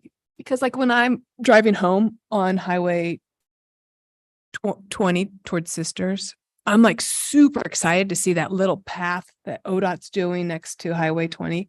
And in my mind, that's like, I cannot wait to that's how I can commute to town from Tumalo. Is that what we're talking about? That went through our land use process. So there was an application, there was a public hearing, we reviewed it, and then we approved that one. If the one you're talking about goes from Tumalo then down to kind of Strickland, that area down there. Yeah. Yeah. So again, that was a land use decision that went through, and we looked at it in the exclusive farming. So Commissioner or Vice Chair Hovkamp? A question for Commissioner Cyrus, if I could offer a friendly amendment and whether it's acceptable or not, along the lines of Senior Transportation Planner Peter Russell's implied suggestion that if the Planning Commission was so inclined to approve this stipulation, I would like to amend it with a friendly amendment that we say, as you had it worded, plus the restrictions of existing and proposed wildlife overlay areas or combining zone with we recommend the addition of a provision for a conditional use for a trail. Can you read the motion as it would read? I'll give it a try. So, all right. The motion as it would read, you correct me here, Matt, if I've got it wrong. The Planning Commission recommends a countywide prohibition on multi-use pathways in the updated TSP based on potential wildlife habitat fragmentation, where wildlife habitat is identified in the existing wildlife combining zone and Existing and proposed. and in the proposed wildlife combining zone with period. Also, the Planning Commission recommends a provision for a conditional use application for such trails in those zones. So maybe this would be best off as two separate recommendations. Because it's exactly the motion on the floor right now, and then you're proposing an additional motion, if I understand, or an additional provision about recommending a provision for conditional use of, that trails could be a conditional use, even with this restrictive Or- interpretation. No, I would prefer. I think what you, if I might add, I think what you're looking for is a variance process rather than a conditional use process. well, Because in a conditional use process, it's an affirmative, something that you could normally do with an approval. Whereas, as Commissioner Hovkamp just described it, it would be a prohibition unless you got a conditional use to allow it. I think that basically is, in essence, wouldn't that be essentially a variance process? A conditional, so generally there are permitted uses and then there are conditional uses, and really conditional uses that are not typically allowed. So that would maybe capture this sentiment that, yeah, it's not an outright thing that you don't need any permitting for or any land use review. And some of those permitted uses, you still have to go through some kind of these conditional uses at the very least gets kind of set into a different category, and at the very least, they have to go get reviewed against the conditional use criteria, which include surrounding land uses, operating characteristics, adequacy of the site, things like that. Pretty broad, very subjective, qualitative reviews of where this should even be located. So I would have a follow-up question that maybe can help clarify that, if that's okay. So most of these trails that are being proposed are on public lands. I mean, Bend to Lava Butte, Sisters to Black Butte, etc. None of those are on any private lands. So the question is, how would that impact? I assume the reason we're even addressing this is because the powers that be are looking for the county support for these projects. So how would there even be a provision or process for a conditional use permit if there's no public process in the county for this other than a rubber stamp saying, yeah, we're good with that? Well, currently, no trails are proposed. Look on the TSP map, there aren't any trails on there. This is conceptual. This is the 30,000 foot level. But people have asked for trails between Redmond and Bend, Redmond and Sisters, and places that would go across county administered zone lands, well, not forest lands or BLM lands. But we don't have any actual layouts of trails at the moment. This is more conceptual. So if you're on, the reason some people want it on the map is that if they are applying for grants, a third-party grant, they can say, well, the county conceptually supports this, even though it doesn't have any review authority. If it's all on federal land. Did that answer your question? Or? Oh, and I guess that's what I'm getting at is what would be the process for, you can say, let's just pick the one that had the most comments is Sisters to Black Butte. There is not one single acre of private land that trail could even pass through except for tollgate. So the trail has no county jurisdiction whatsoever other than a green light to go out and get money. So I guess what I'm looking for is a policy statement that the county doesn't support those trails. All the others around the west of Sisters are all public land. Those are all Forest Service. The county has no jurisdiction whatsoever other than just as a policy decision to say, yeah, we're in favor or we're opposed. Am I off base on that? So earlier you had mentioned there is a series of subsequent processes that would occur before a trail would be approved. So are those county processes, or maybe you can review that?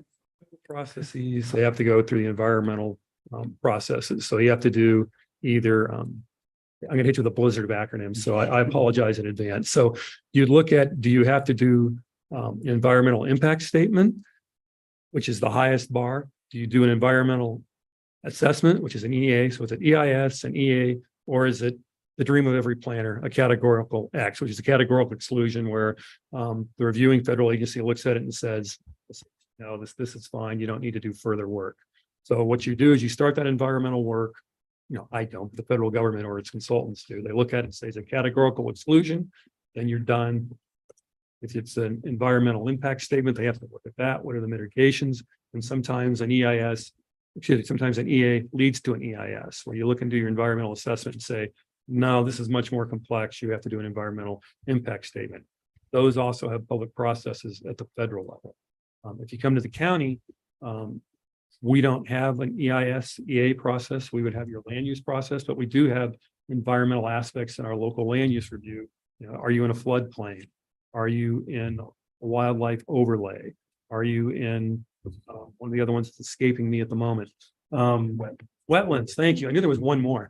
So you look at that, and that's when environmental issues come in, be public notice. The public could come and comment. We also send out notice to the various natural resource agencies. They comment, and then it goes to the local land use process, which could include a staff decision, a hearings officer decision, or a decision of the board, depending if it's one property or a few properties. If it's multiple properties, then the proposal would come before you, most likely. So what I think what you're saying is that if even without this amendment or proposed idea, even without that, even without a conditional conditional use provision or any of that. This is going, whether we want it to or not, this is going through an additional set of many processes that you just described. To see, like, to see if it's a good place to put the trail, if there's going to be a trail.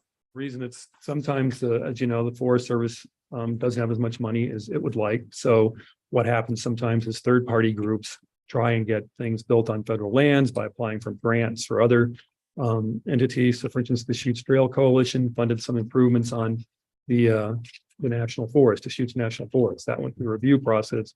One of the questions they had in their form was, is this, project located on a local transportation system plan? And you said, yes, you got points. If you said, nope, you didn't get points. So one of the reasons folks who are not federal employees want it on federal land is if they get a grant, they can go to the Forest Service and say, look, the county supports it. It's on an adopted plan. We'd like to pursue whatever their improvement was, whether a trail or the one I was dealing with was basically horse corrals. So in terms of this proposed friendly amendment, I'm a bit confused on it because it's, I see what Matt's saying about it.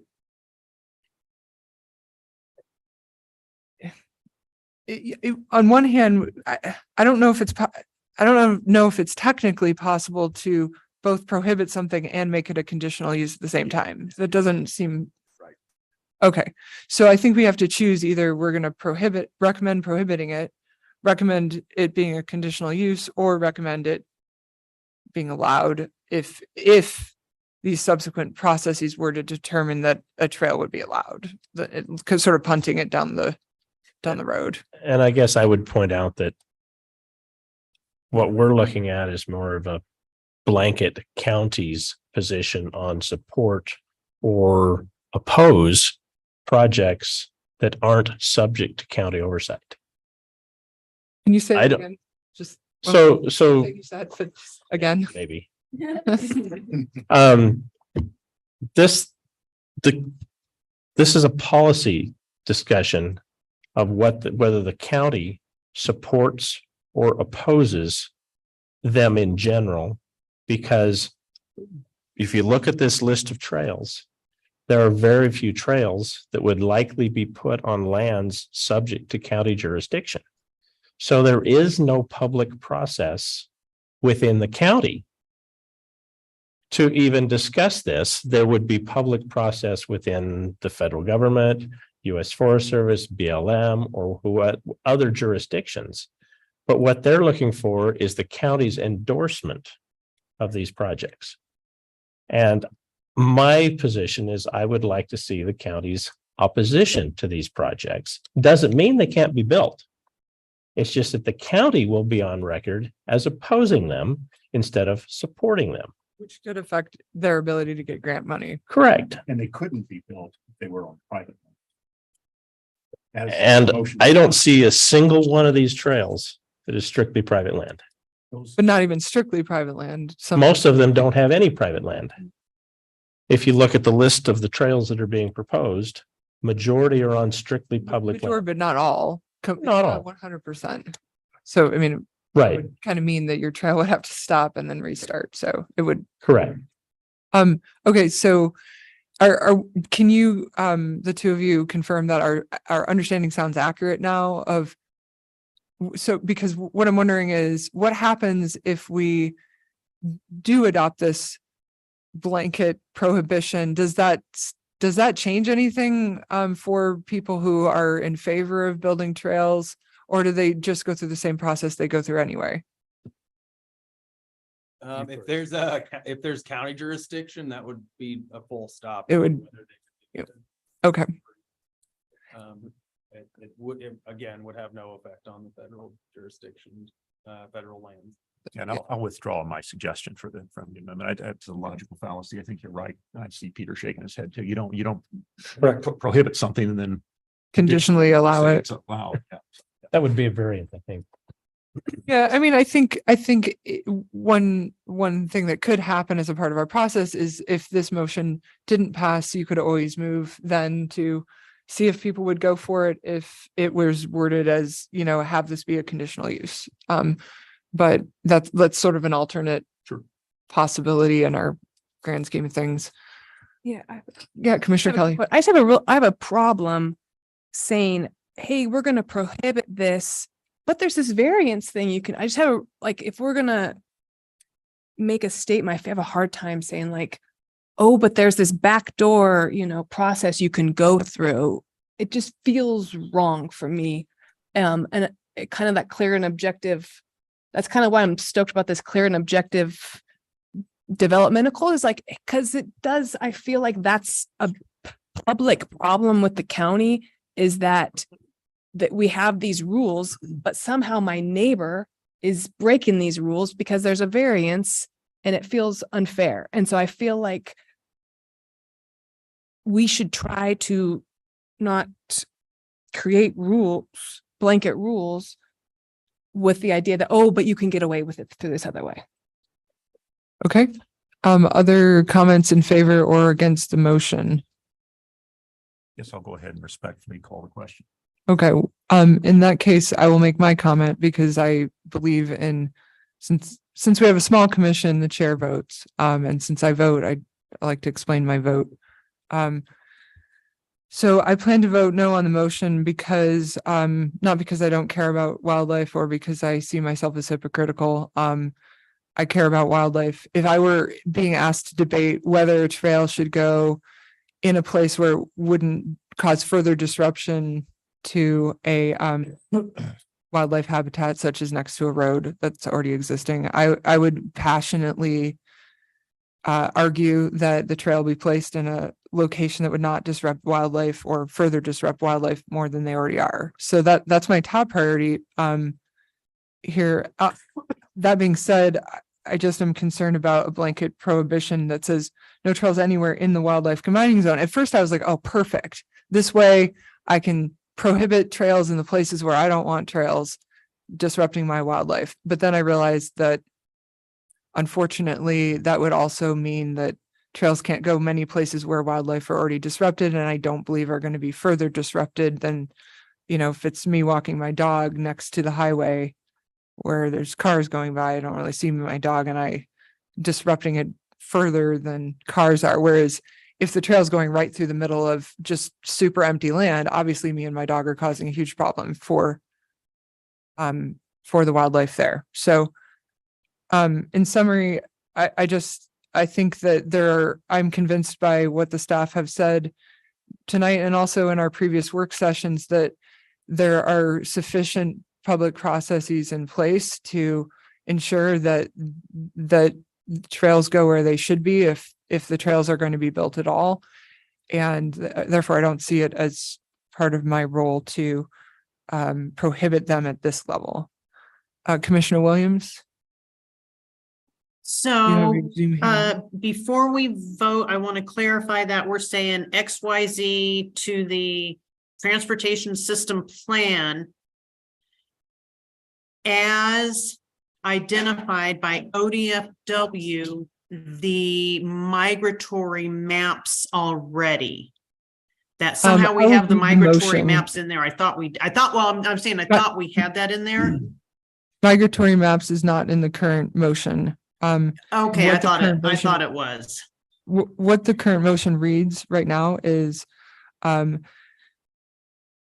support the proposal 1A, the planning commission include a countywide prohibition on multi-use pathways in the updated TSP based on potential wildlife habitat fragmentation applied to lands ODFW have identified as existing and proposed wildlife overlay zones. So does that answer your question? It does. Somewhere, I guess I thought we had identified like our migratory maps. I thought we had identified that in one of the friendlies. The word migratory is not in the current reading of the motion. Didn't but- the overlays include the migratory and winter ranges, Okay, so that's important to which is clarify. roughly, if I recall, 500,000 acres or so? So the word migratory is not in the motion, but The overlay areas over- were covered the migratory routes. Thank you. That's Peter Gutowski. Peter Gutowski, Community Development Director. I think it's important to recognize that the wildlife area combining zones that are under our jurisdiction are those that are acknowledged. And so we do have a deer migration area. It's not at the scale that Commissioner Cyrus talked about. That's along it's a portion of southern Deschutes County, west of Highway 97. We don't have the ability to preclude activities on proposed maps. We went through a process, proposed maps, meaning the proposed wildlife maps or the maps or the inventories that the Oregon Department of Fish and Wildlife has identified, mule deer, elk, bald and golden eagle. They're not in effect at the local level under lands that are subject to our jurisdiction until we adopt them formally in a comprehensive plan.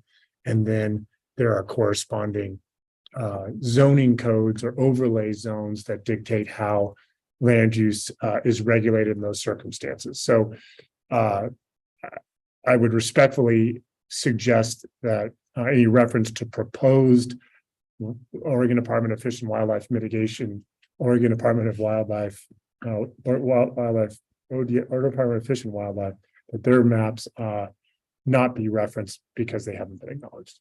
Yeah, that was my question. So thank you. We did go through that process, and the proposed expansion of the overlay. While we did recommend that, I believe it was a 5-1 vote that ultimately the governing body decided not to pursue that further. So I think that probably to make this an airtight motion, it would have to be, as you say, the acknowledged existing overlay. Yeah, you can. Madam Chair, Commissioner Cyrus. I guess I was using that as a reference because that is an identified particular map that was documented, put out to the public. We have a record of whatever we call it. My intent is that this motion apply to that area that has been identified, and we could rename it or whatever. But there is a very specific map that we have addressed in previous hearings that could be referenced as what I was intending to apply this to. Yeah, with all due respect, while the public is aware of that map and the scale of that map, it's not acknowledged. And so I think you would be conflating the transportation system plan, policies, and the concerns that you have with certain transportation related improvements to other land uses. To be clear, to be concise, to have a rational nexus, those maps have to be acknowledged.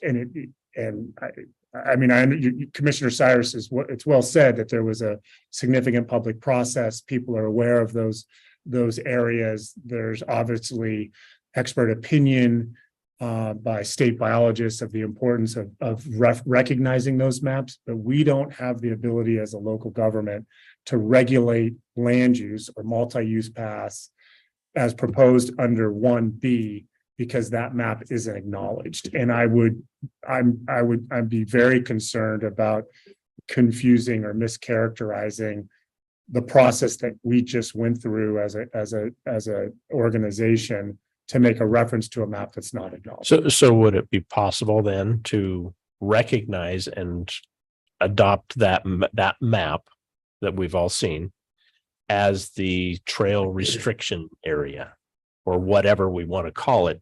I mean, we all know what we're talking about. It's just a function of referencing it in some formal form to apply to this particular restriction. I would say that would not be appropriate. I would say to the extent that there was a resurrection by the community with support of the Board of County Commissioners to reconsider a updated wildlife inventory, that process, and Tarek will help us remember if and when that ever happens, that the transportation system plan, any amendment to the comprehensive plan that considers a new wildlife map, like the one that the planning commission just spent significant time on in the spring, that the transportation system plan would have to be considered as well, to the extent that it has a reference to multi-use pass or a sensitivity of multi-use pass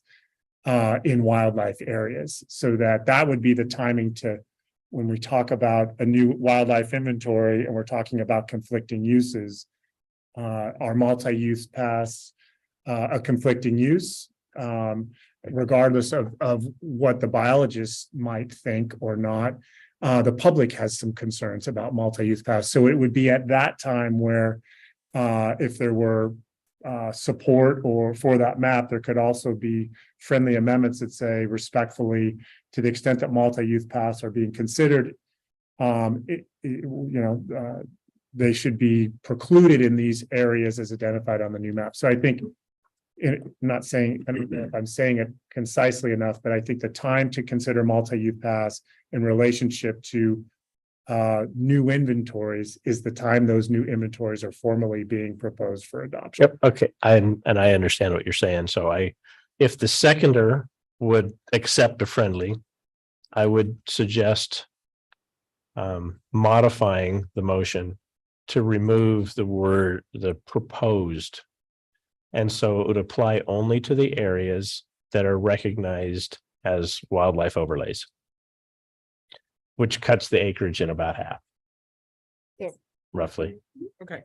So now the motion reads, support proposal 1A such that the planning commission include a countywide prohibition on multi-use pathways in the updated TSP based on potential wildlife habitat fragmentation applying to lands ODFW have identified as existing wildlife overlay zone. And I guess at that point, you could remove the word over or what ODFW, because the count, it's lands recognized by the county as an overlay. So just an wildlife overlay area zones. Also okay with you? Yep. Okay, so now it reads, I'm going to skip the first part. Potential wildlife habitat fragmentation applying to existing wildlife overlay zones. Okay. I think that cleans it up and it simplifies it. I'd like to make a comment before we vote on the motion. Yes, please. So I'm going to vote no on this motion for reasons I've already stated and similar to the previous point in our matrix.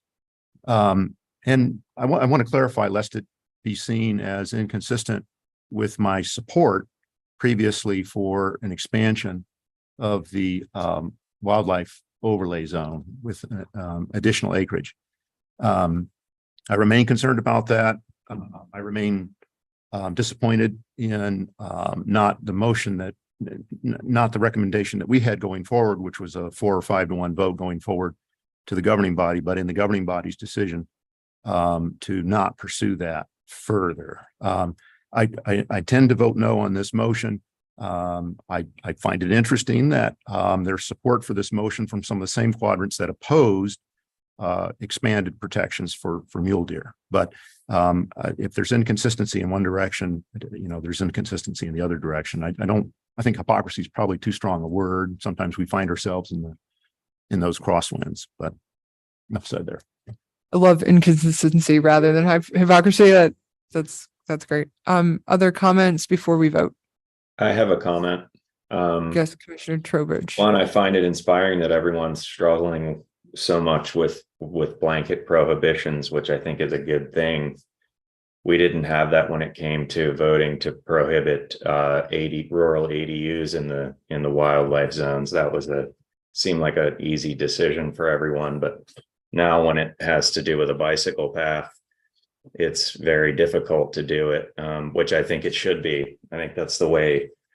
Blanket prohibitions to me are not an easy, and this is going to be my comment on this. I think that this is probably too complicated to just quickly run through it, change it, vote on it, and just go with it. I think it's something that needs to be explored a little bit more and thought through before we just try to kind of rush it through here. That's my opinion on this.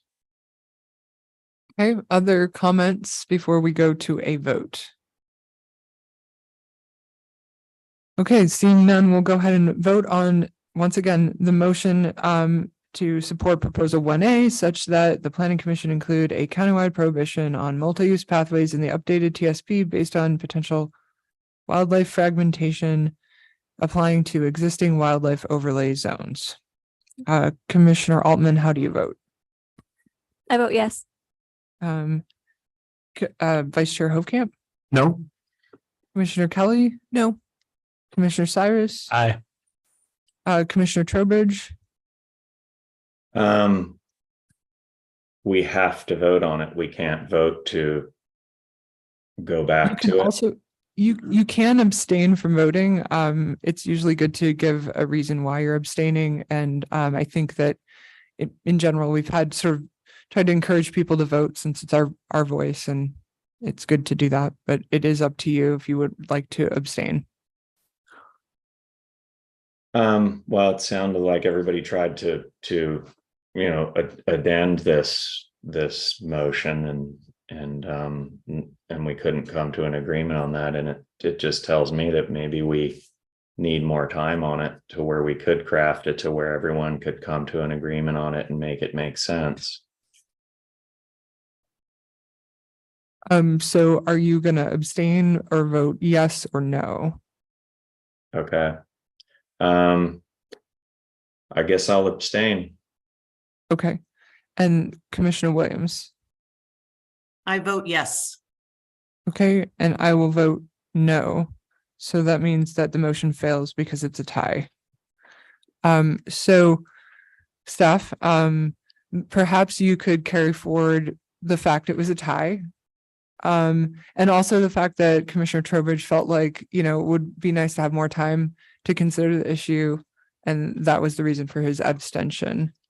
And then, actually, maybe it would be good to have you guys go ahead and summarize both what you have so far for this issue and the other issue, so we can kind of see how we feel about those summaries and give any feedback before we move on to another motion, because it's still fresh in our minds.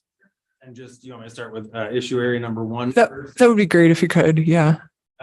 Generally, the summary was, capturing some of the amendments. I have two single space pages of notes just on that one.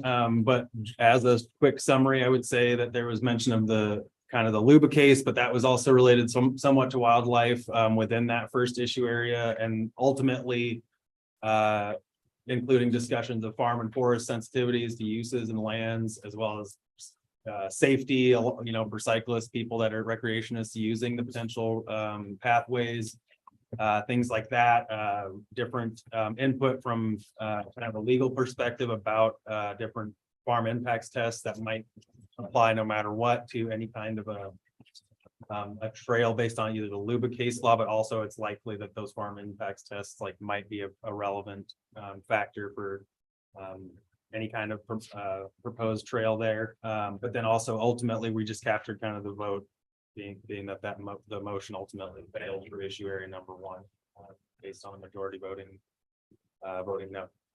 So that's in as quick as I could provide you a summary of that much writing for issue area number 1, unless you had other questions about that. Does anyone have any questions about that summary? If that's sort of what is, also don't forget to add that it was a split vote, but quite not.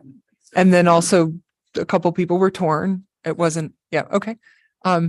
Other things you wish to be carried forward to the board that weren't in that summary that you thought were highlights of our discussion?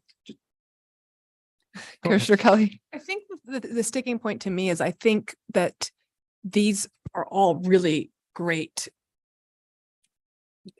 considerations that need to be taken into place when you're deciding where to put a trail, but a blanket prohibition is extreme, and that we need to let the processes that already are in place on where to establish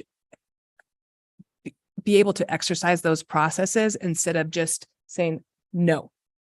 And I think, yeah, we've captured a bit of that. Okay. Sort of a big discussion with where it was difficult in the decision making to approach even a blanket prohibition for sort of that all encompassing effect.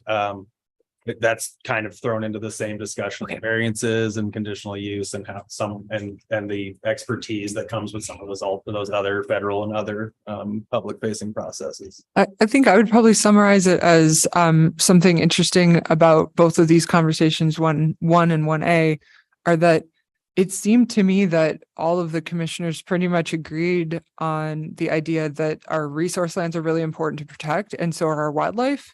There wasn't really much disagreement on the value of protecting farm and forest practices or the value of wildlife protections.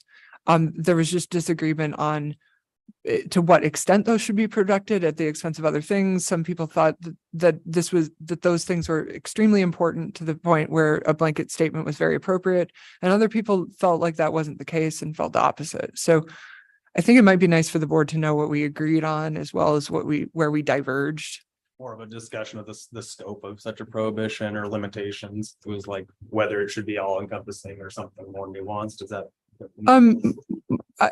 I think maybe more like the commissioners agreed on this and they disagreed on that, or they diverged on this, but they cohered on this. That was my comment. Oh, too, great. And thank Okay. you very much for making it better than I can, but just want to commend staff to being amenable to our suggestion that grew out of our joint meeting with the council, with the commission to capture that and pass it on. Thanks. So you can't say it's thankless now, job to try and capture some of our, the one comment I would make, similar but a little bit different tack to what Chair Karras is making, is that, when the Supreme Court, not that we're the Supreme Court, but when they issue a ruling, there's the majority opinion, and then often there's a dissenting opinion.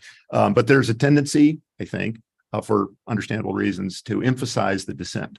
And that's not what we're suggesting. Let's capture where there's consensus and maybe some variety of opinions and so forth. But I don't think we need to overemphasize dissent until I'm in the dissenting party, and then I want every word of it captured. Yeah, very, very well noted. Thank you. Thank you anyway for indulging. I feel like, not to belabor my point, but I feel like, if I were in their shoes and I found out that, 3 supported and 4 were against, then I'm like, okay, wow, there's some real differences of opinion on this, which is true, obviously, but there was more agreement really than there were some differences of opinion on implementation and on the specific thing here, but there was so much agreement on the kind of the importance of the issue. So that's just like a very different thing. I think, like, if I'm imagining myself sitting in their shoes, like that would just be a very different message, I think. Just diverging on some of the smaller details. Madam Chair, if I may, I want to be mindful of your time. It's 7:20. We will lose audio support. We had a blackout today in downtown Bend, for those that didn't know. So we will lose audio technology at 10 o'clock, and you have a number of items on your agenda. But to the comments that have just been made about really trying to capture the Planning Commission's conversations on just 2 of the topics thus far, I think, and I'm aware of the conversations that had happened at the Joint Planning Commission Board work session, which I unfortunately had to miss. I think, staff can do everything in their power to capture the tenor of the conversations. I would strongly recommend, to the extent that any one of you have the time at the time of the board public hearing, to attend and to testify as an individual planning commissioner, so that regardless of where you are on the recommendation, to the extent that was a majority or a minority perspective, or to the extent that there were nuances where there was consensus, I think it's going to be just as, or if not more effective, for individual planning commissioner to say, I'm not representing the whole planning commission, but I want to share with you what this particular recommendation meant as we discussed it.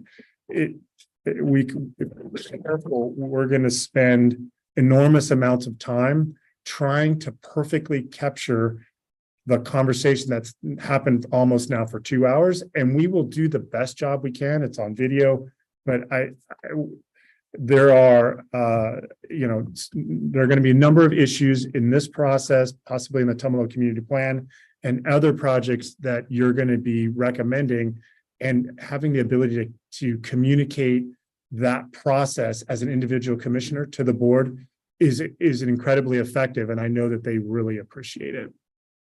Okay, so let's go ahead and move on to get another motion on the Madam table. Chair, Commissioner Cyrus. 1B. Okay. I would move to recommend that the Sisters to Black Butte Trail be removed from the plan. Sisters to Black Butte Trail be removed from the plan. Okay, is there a second? I would second it for discussion. Okay, so it's been moved and seconded that we remove the Sisters to Black Butte Trail from the plan. Commissioner Cyrus, would you like to start as the Sure. maker of the motion? There was a significant amount of testimony in opposition to this trail. It has created a huge amount of conflict within the Sisters community over the last 10 years, as it has been debated, fought over, and killed at least once or twice. And yet it still shows up on this plan. This one, like I say, I'm surprised it's even listed here because it was killed officially at one point. The Forest Service has said they have no intention of moving forward with it unless there is significant county support in favor of it. And quite frankly, I think there was one comment in favor of it out of all of the comments that were submitted. And so I see no reason for it to remain on the county's plan. Okay. Is there anyone who opposes this motion or even maybe wants to make a comment in opposition? You don't have to commit to opposing it just because you want to make a comment in opposition. Yeah, I don't oppose this at all because the community definitely spoke and I respect that. And I'm really grateful that they did. My question is,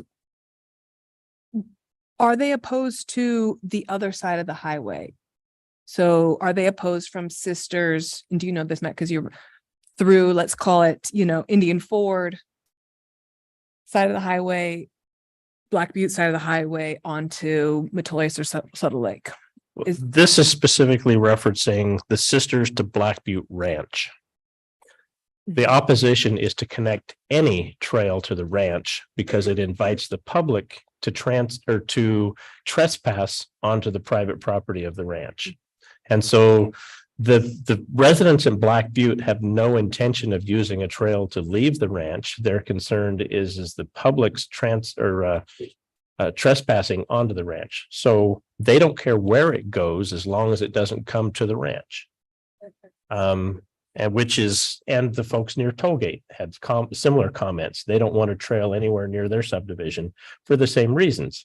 It invites the transients, the homeless, and just general trespass into their properties. And so no, all of the private landowners in the area that have spoken, except for I think one, are opposed to it. Okay, other comments? In favor or in I would comment. opposition, or Commissioner Williams? Yes. From what I've seen, so yes, as Commissioner Cyrus says, we are looking specifically at that which is Sisters to Black Butte.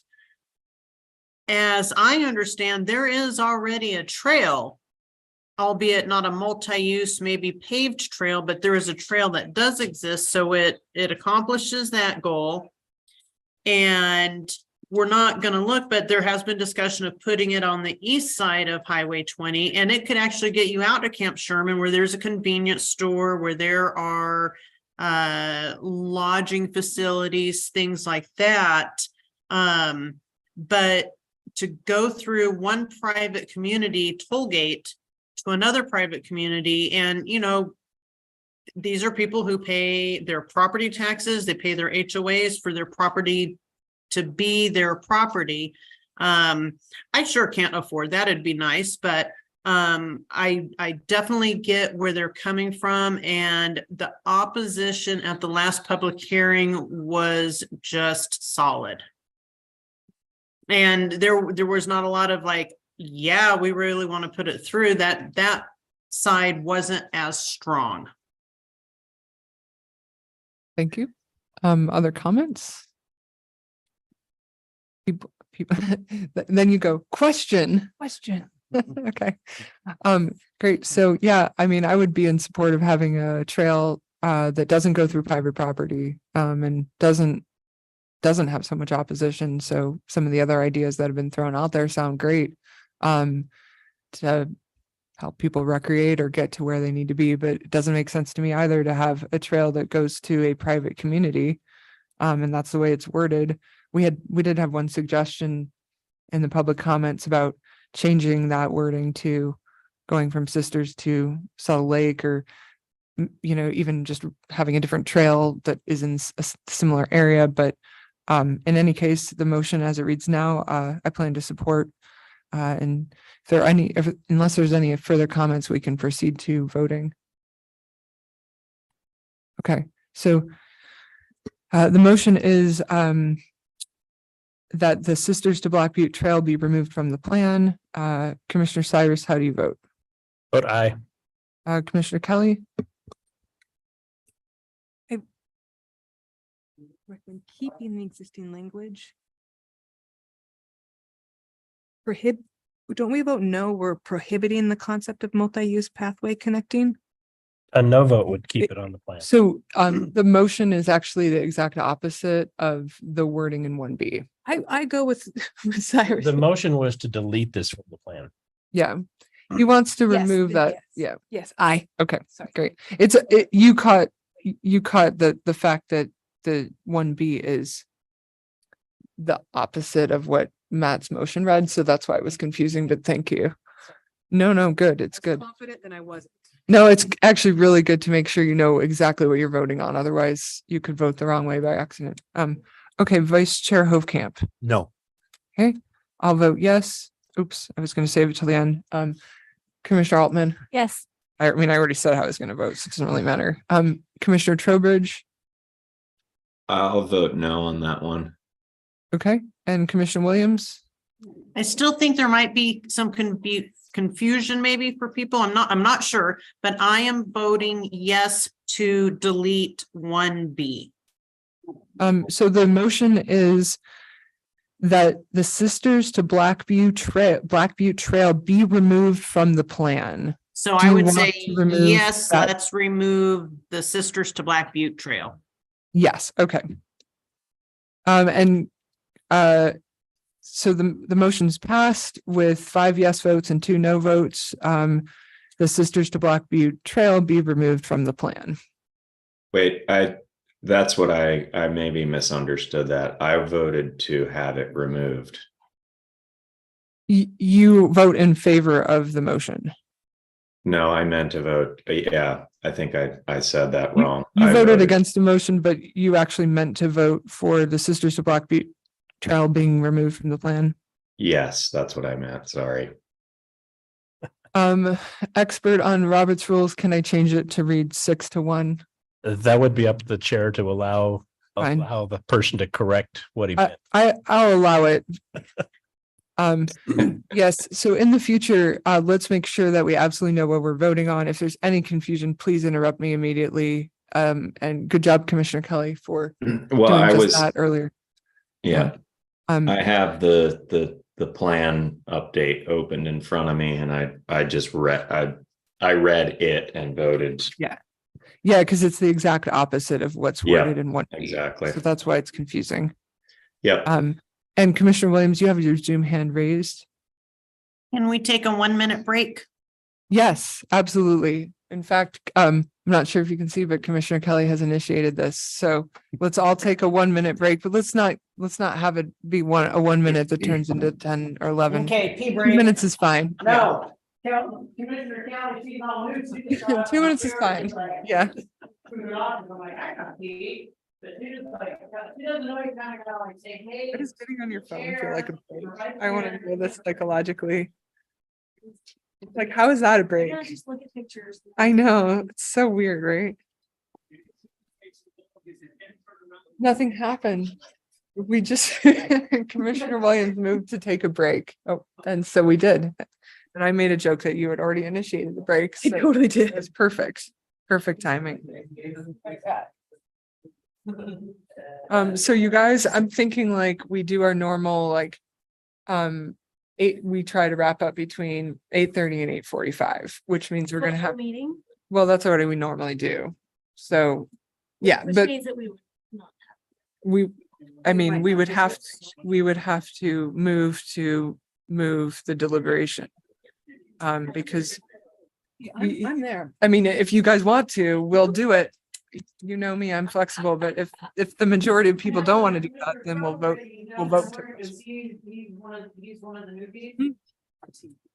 Yeah, because otherwise you're just like, I don't care anymore. Let's just. So Peter, can I ask for Bill or whoever some feedback? There's a sort of general consensus among 3 people that they don't want to be here. The 3 of us don't want to be here till 10. Okay. But of course I'll go with what the majority of people want to do. Okay. So we have. Is our microphone still on? I still have, we find them until tomorrow night, and I cook part of it, and then we freeze the rest of it. Oh, Tony's mic is We have on. some of Okay, that local bread left. but we have the rest. If you want to melt or anything. Or you just feed me cheap is all that on. Yeah. Yeah, more than I had an ounce. Well, I had an apple. And then what you gave me there, young.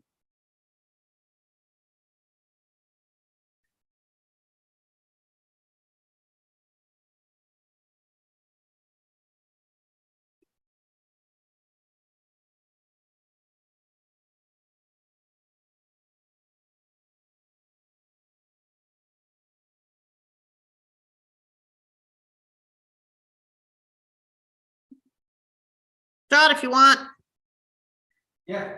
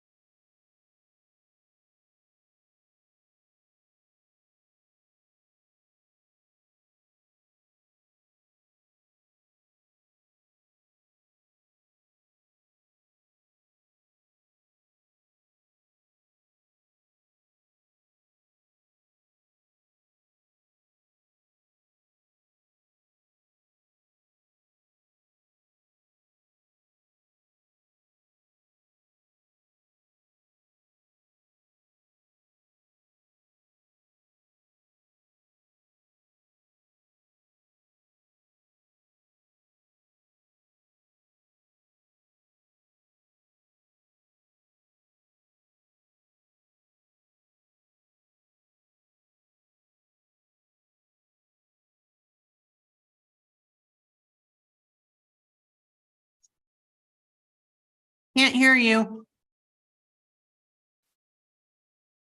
All right, it's now 7:34. Let's resume. That was very close to 1 minute. Good job, everyone.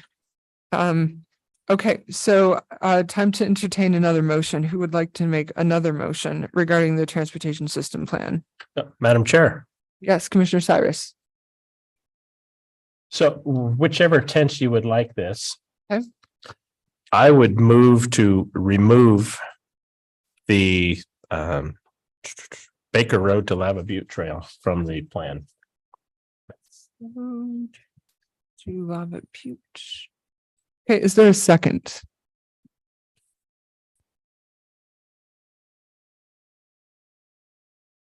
I do not second. Thanks for clarifying that you weren't just on mute or something. Okay, so if there's no second, then the motion fails. Okay, there's no second. So we will move on. Do you have another motion? Does anyone have another vote? Would we move to accept 1C? Okay, it has been moved to accept 1C. Should the planning commission include a conceptual community connection multi-use pathway in the updated TSP between Baker Road and Lava Butte? Is there a second? I'll second. Okay, sorry, I should have read the motion after the second. All right, so Commissioner Williams, you're the maker of the motion. Would you like to begin the debate on? And I'm having a hard time hearing Commissioner Williams. I hear a whisper. Okay, lean closer to your computer or device's mic, please, Commissioner Williams, and begin the debate on your motion. I know that Lava Butte is a very popular destination. I also feel that from Baker Road down to Lava Butte, there is not a lot of high value resource land, and quite a bit of it actually is lava flow. And there is not a lot of parking at Lava Lands, so that if people can walk or bicycle, it will give them another extension of going out into our areas. So we don't have a lot of parking at Lava Lands. The land between Baker Road and Lava Lands is not high value. It is primarily lava flow and basically between the highway and DRW. Okay. Is there some debate in opposition to this motion?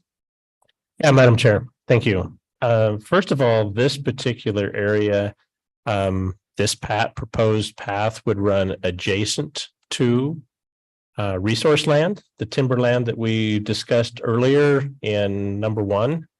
This trail would have a big impact on that. Plus, also, it would run through lands that had been previously identified as significant resource for the deer habitat.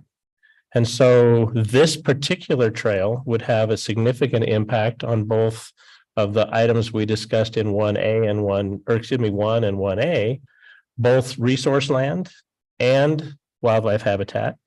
And for those reasons, I think especially that this trail has no business being placed where it is. In addition, there is an existing trail on the east side of the road. This proposed trail has been proposed there's one on the west side. This is being proposed on the east side. So it would duplicate an existing trail and have a significant impact on both resource and wildlife. Okay, other comments? Yeah, I have a comment. As I'm reading this, it says there's no specific design or alignment proposals associated with this conceptual connection at this time. So I understand, and I read the citizen comments saying, hey, and I understand that east side is high value timberland, but cutting off this feels like that we would be cutting off any opportunity for a west side trail,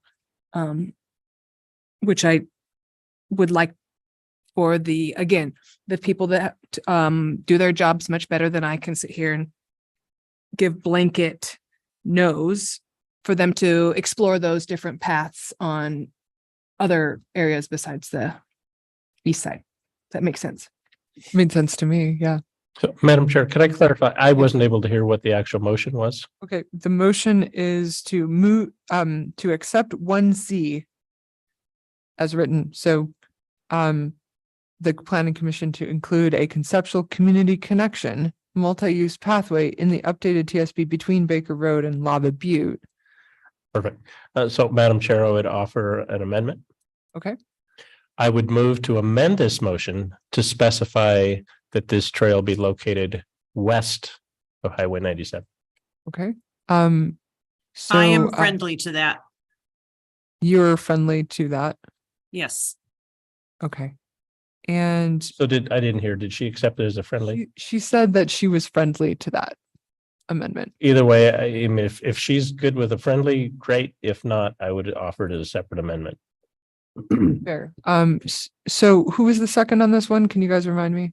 I did. Okay, so are you amenable to such an amendment? No. Okay, so then you're offering it as an amendment, As an amendment, correct, which Right. would need a second. right? So is there a second to Commissioner Cyrus's proposed amendment that we specify the trail would be on the west side of 97?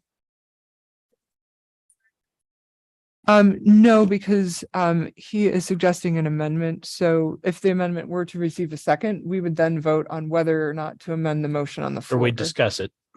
Yeah, and so we would discuss it like our normal motions. And then we would have a debate, a vote on whether or not to amend the motion. And people could say they don't want to amend the motion, and then the motion would stand the way it is. But they could also vote that they do want to amend the motion, in which case we would amend the motion and then continue debate on the new motion. Okay, so is there a second to the amendment?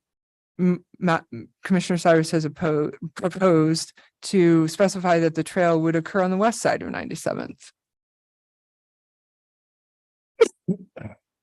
And Okay, so there's no- I'm not allowed to second that? Oh, actually, you are allowed to second it. Of Okay, course you- that's, yeah, that's what I'm I sorry, thought of I course- had done. Pardon? I thought I had seconded it. Well, technically you had accepted it as a friendly, but then our seconder didn't accept it, so This is separate, so anybody can second it. that's right. Yeah. I second. Okay, so it has now been moved and seconded that we amend our motion to say that the planning commission would include a conceptual community connection multi-use pathway in the updated TSP between Baker Road and Lava Butte on the west side of 97. So now we'll begin debate on the motion to amend the motion. We're now no longer debating the main motion. We're just deciding whether or not we want to amend it as Commissioner Cyrus has suggested. Commissioner Cyrus, you're the maker of the motion, so you get to go first. Great, thank you. So this would, I think, solve both problems, is it would allow for a trail system. And at the same time, it would protect the resource lands that it would go adjacent to. There seemed to be support previously for protecting the resource lands and not imposing additional burdens on them. There was certainly comments entered into the record in strong opposition to this. I would expect that if this trail were to remain on the east side of the road, it's going to be an uphill battle, both legally and politically with opposition. I think if we were to keep it on the west side, it's my understanding from what was entered into the record that in fact, there already exists a trail on the west side of the road. And so this would simply be an upgrade to an existing trail and would not reduce the potential burden on both wildlife and resource lands. Okay, any debate in opposition to amending the motion? Yeah. Vice Chair Hovkamp? Yeah, I guess I'm in support of Commissioner Kelly's earlier comment, if I understood it correctly, which is once again, I think we're getting a little bit too far up over our skis here in restricting trail locations, and next would be design and so forth.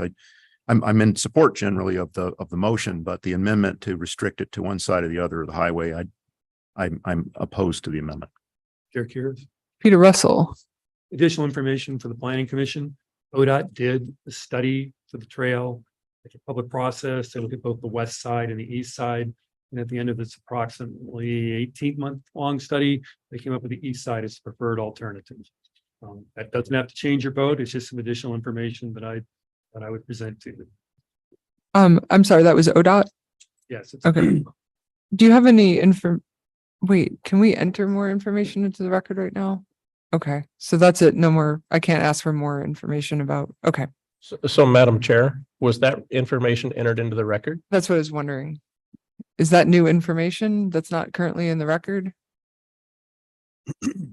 Encyclopedic memory. Fair. We can take a look. I guess don't we recall seeing any of that information in the record that I reviewed from ODOT. Able Successor doesn't think it's in there. I but also trust him. don't recall that being in the record, but yeah, we could look a little closer. If you wouldn't mind kind of scrolling through, it's just that we probably shouldn't really be considering information that's not in the record, just technically. We'll have to pretend we're jurors where the judge goes, disregard the, which is hard to do, but,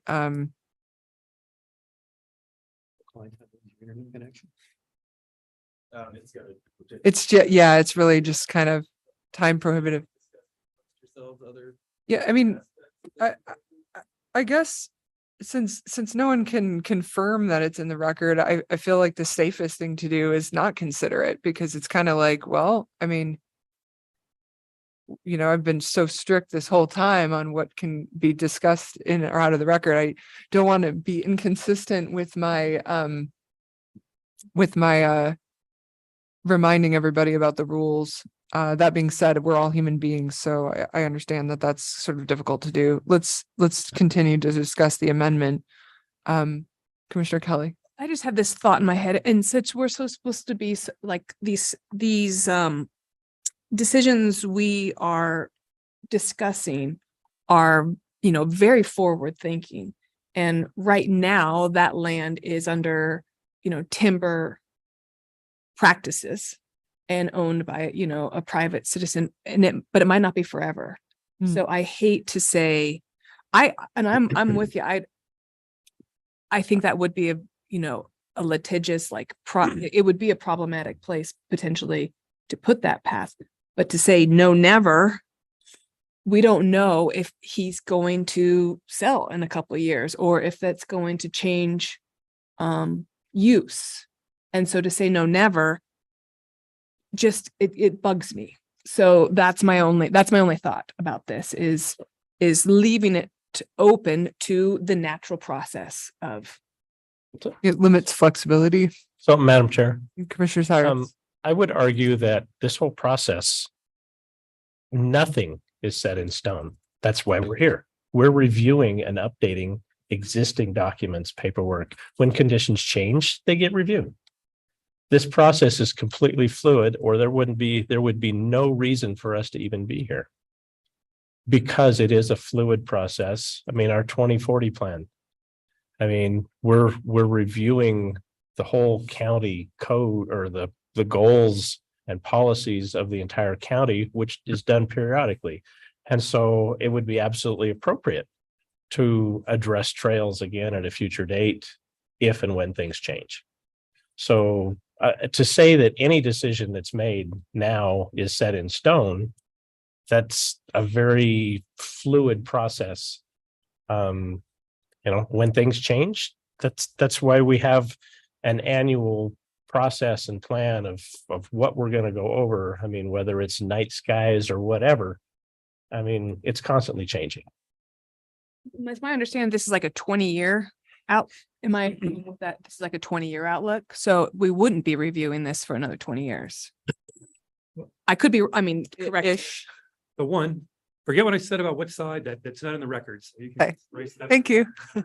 In terms of a 20-year plan, typically in planning, you start re-examining 20-year plans about halfway through their lifespan. So Every usually the 10-year mark, we go back and look at it, or you can do it early if there's substantive changes that have happened. Okay. I'll make a comment then. This one's I'm a little bit torn on this. The reason why I really like this amendment is because it really acknowledges the public input that we received. It acknowledges our common desire to protect people's concerns about resource land. And at least some, I don't know what all of the concerns are about resource land. That there may be some concerns that we're not aware of, but it at least addresses several of our members of the public's concerns about that. And I really like the idea of recommending something to the board that really reflects our public input process. And we're not deciding anything, actually. We are recommending something to our elected decision makers. And so sometimes I think the best thing we can do is carry forward certain aspects of citizen input and saying, hey, look, you guys, like putting this thing on the west side of 97 would really help out a lot of people's feelings and encourage a lot of confidence in your government, and people are listening to you and that sort of thing. On the flip side, I just feel really uncomfortable with getting this specific about something that I have so little information on, because I'm not familiar with this area. Commissioner Williams is, and Commissioner Cyrus is, and some other folks here are, but I'm not personally familiar with the area. I haven't seen any studies on the area. I haven't seen any data. I don't know what ODOT's recommending. I have no idea what they think on the issue, because I've already forgotten what Peter said earlier. But also other agencies like, it just seems like a really detailed recommendation for so little information. So that's why I'm kind of leaning toward not supporting the amendment, but I haven't decided yet. So Madam Chair, Commissioner Cyrus? I would comment that ODOT's input is not part of the record.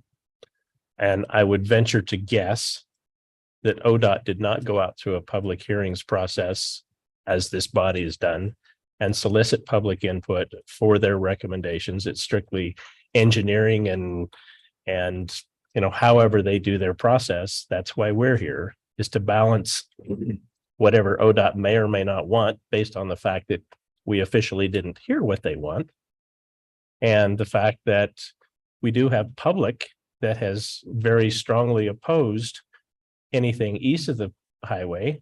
And I think it makes sense to limit the impacts and try to at least pretend to pay attention to public input. I mean, we definitely are paying attention. I don't think anyone's pretending, just to be fair. I don't know. I've known these people a while. Some of you guys are newer to me, but I just really think everyone's listening, even if they don't agree with some people and they agree with other people instead. Something that could get me to a yes. Pardon the sarcasm. It's okay. I understand. But to your comment that it would be good that we actually show the public that we are paying attention to some of the comments, I did not hear any opposition to a west side location, except that from a wildlife standpoint. And I consider it to be a compromise position that should cater as best we can to those who want trails in general, and limit the impact. Is my understanding from the record is there an existing trail on the west side that could be enhanced to solve the problem. And so instead of having two trails, one on either side of the road, you have one trail, and you aren't impacting the resource land on the other side. Okay. Are there, Commissioner Williams, you have your Zoom hand raised? And I would agree with Commissioner Cyrus. I don't know exactly where it would be laid out on the west side, but the areas that I understand are not as resource impactful as east of Highway 97. And again, I know Lava Lands, Lava Caves is a great tourist point. It's a great riding point. If you get down to Lava Lands, you can actually go down to like Benham Falls. So it's not just to Lava Lands. It then can take a bicycler even further, and that can actually get you up towards Forest Road 41, where you have multitude of falls, and you can go back up to Century Drive just north of Widgie Creek and 7th Mountain. So it could be a really interesting loop for people to be able to take. So I think there's value added there. And I just on the east side of Highway 97, we do have some private lands. We have High Desert Museum. And to dig into the east side, you are going to chop up the land more than if you did it on the west side of Highway 97. Okay, really well articulated points. Other comments? Yes, I would like to comment. I know this area well. I actually ride in there, and I've been using it for many years. I live in Deschutes River Woods, and I don't even see that it would make any sense whatsoever to put the trail on the east side. One, because if you look at connection, I'm looking at the map right now because I'm on my computer, you would, and I know this anyway, but to access an east side trail, you'd have to go on Baker Road over the overpass and then of course go through the private land on that side. On the west side, there's already a trail. There's mountain bike trails. There's a little bit of mixed use trails in there. And the trail actually there's two names. One is called Green Mountain and the other one is called the Black Rock Trail. It skirts the edge of the lava flow down there. It's a pretty big loop through there. And then there's a way to connect in to get to on the Lava Butte side. If you ride the edge of that trail, you actually get on and you can ride along the railroad tracks and then skirt the other side of the trail down near Benham Falls. That trail is there. And then you can also, in addition to accessing 41 and Benham, you can also access the already paved bicycle path that goes from Lava Lands to the trail that takes you into Sun River. So I don't see, I'm all for, I think it would be a mistake to even consider putting it on the east side of the road, especially considering we already have trails over there. They're already named. They're not CODA maintained or anything. They're all user made, but they've been there for over 20 years.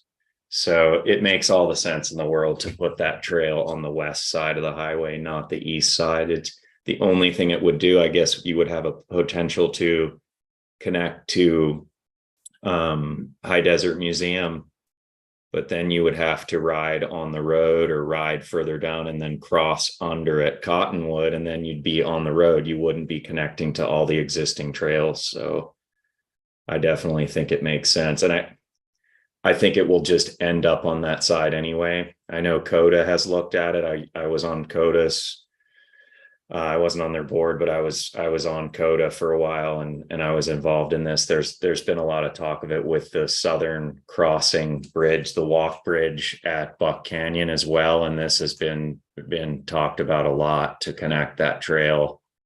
So you'd be able to come through Deschutes River Woods. So you would be on surface streets for a little while there, but it would connect, and you would just be on neighborhood streets to connect back to the crossing there near Good Dog Park, the off-leash dog park. So anyway, that's all. I just wanted to shed some firsthand knowledge of that area so you guys could have that.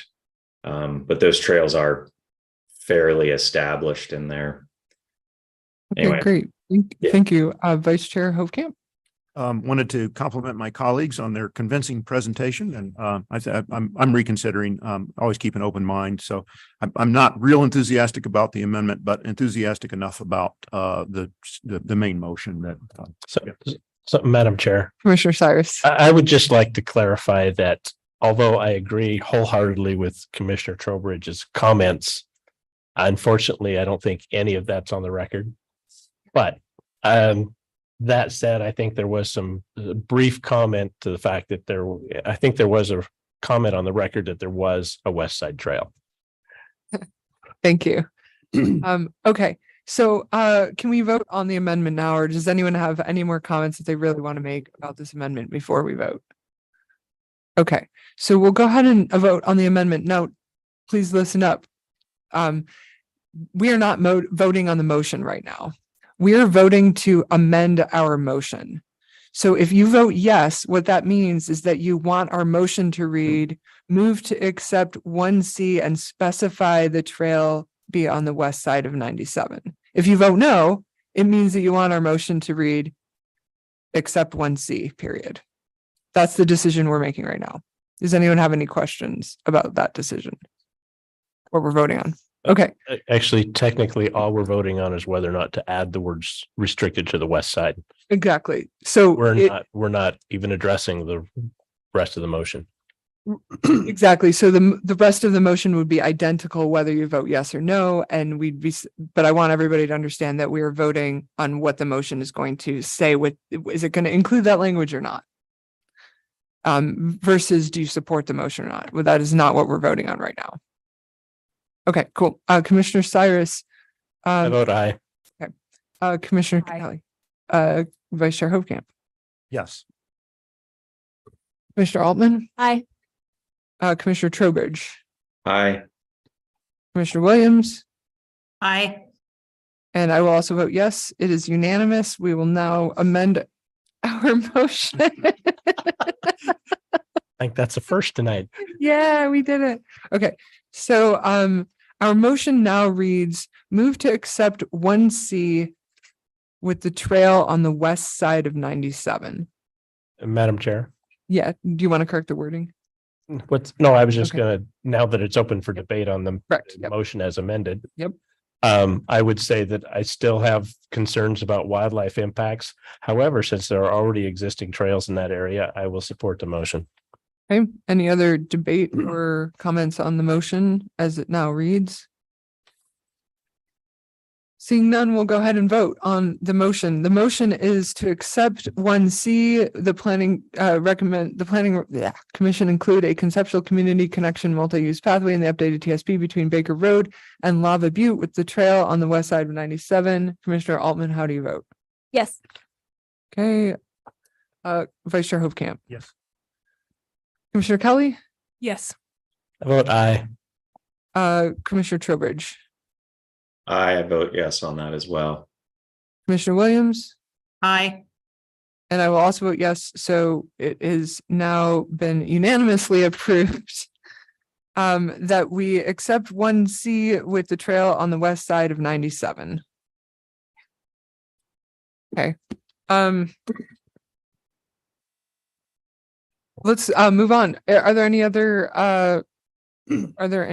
motions?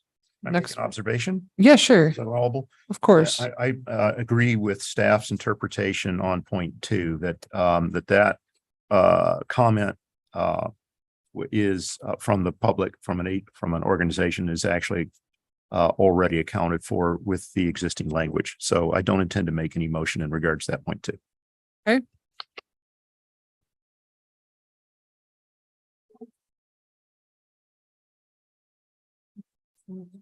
Sure, if that's how you feel. Can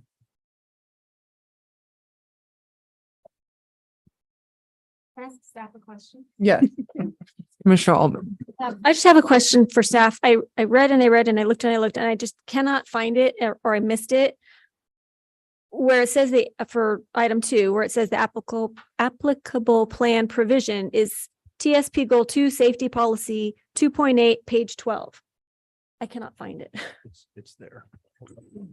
Is it page like PDF page 12 or page 12 on the bottom as noted on the bottom? Well, I'll do the easy one. So on your packet, on page 21, 2.8 reads, coordinate with ODOT for planning for grade separated wildlife crossings of state highways using relevant wildlife migration information.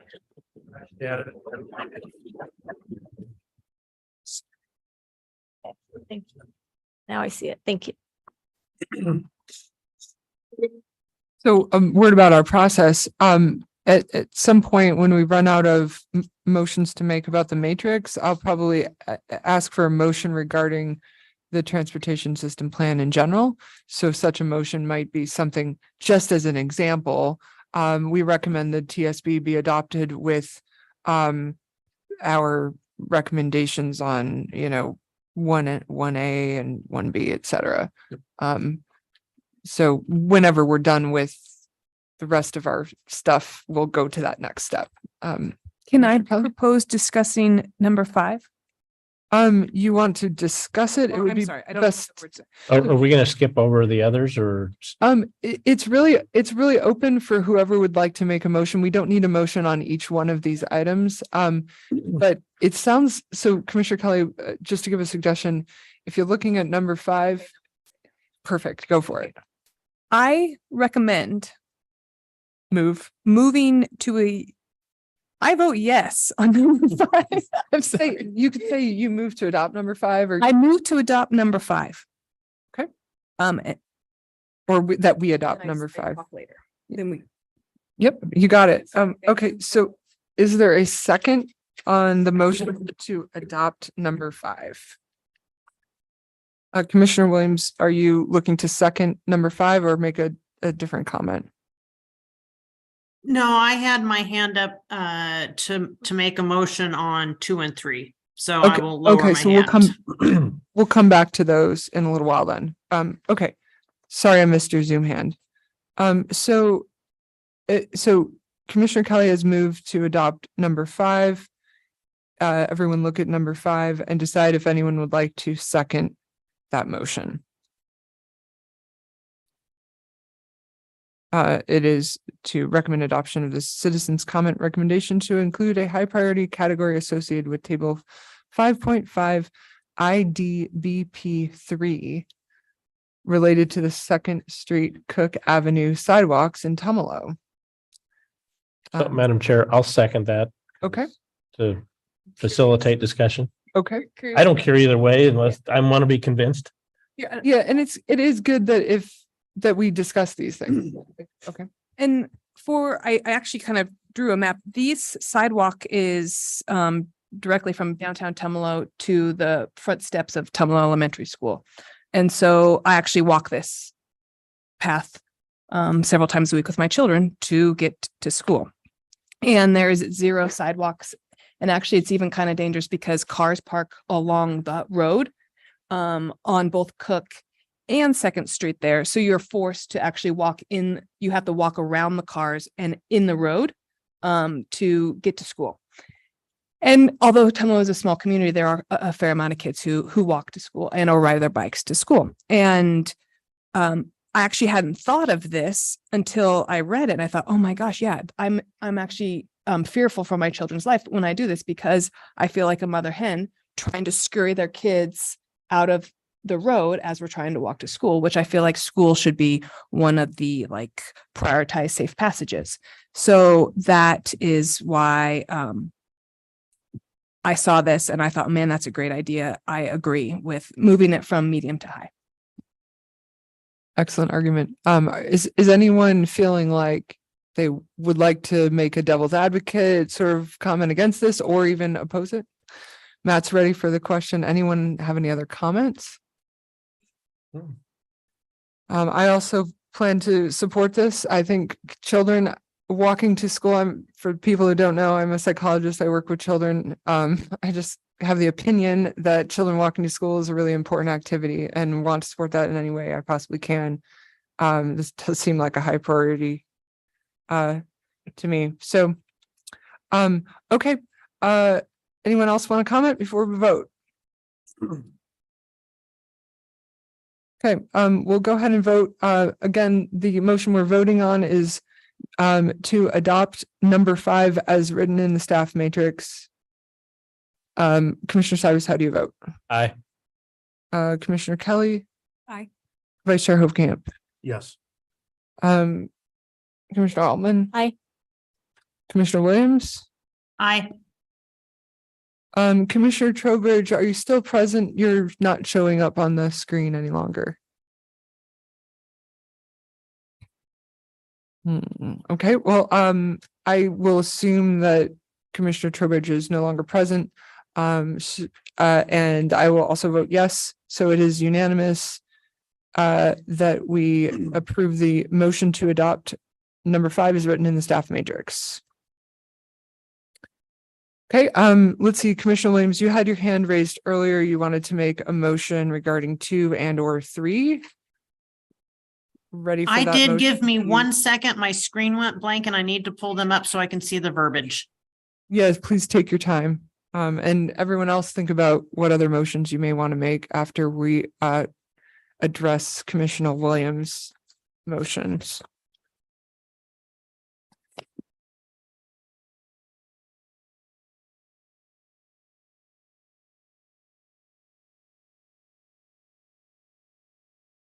Okay, so my screen just dropped everything. I can take another minute, but my thought had been to strike down items 3 and 4 from the plan. So if you can give me a minute to get my email back up, I can see what that says.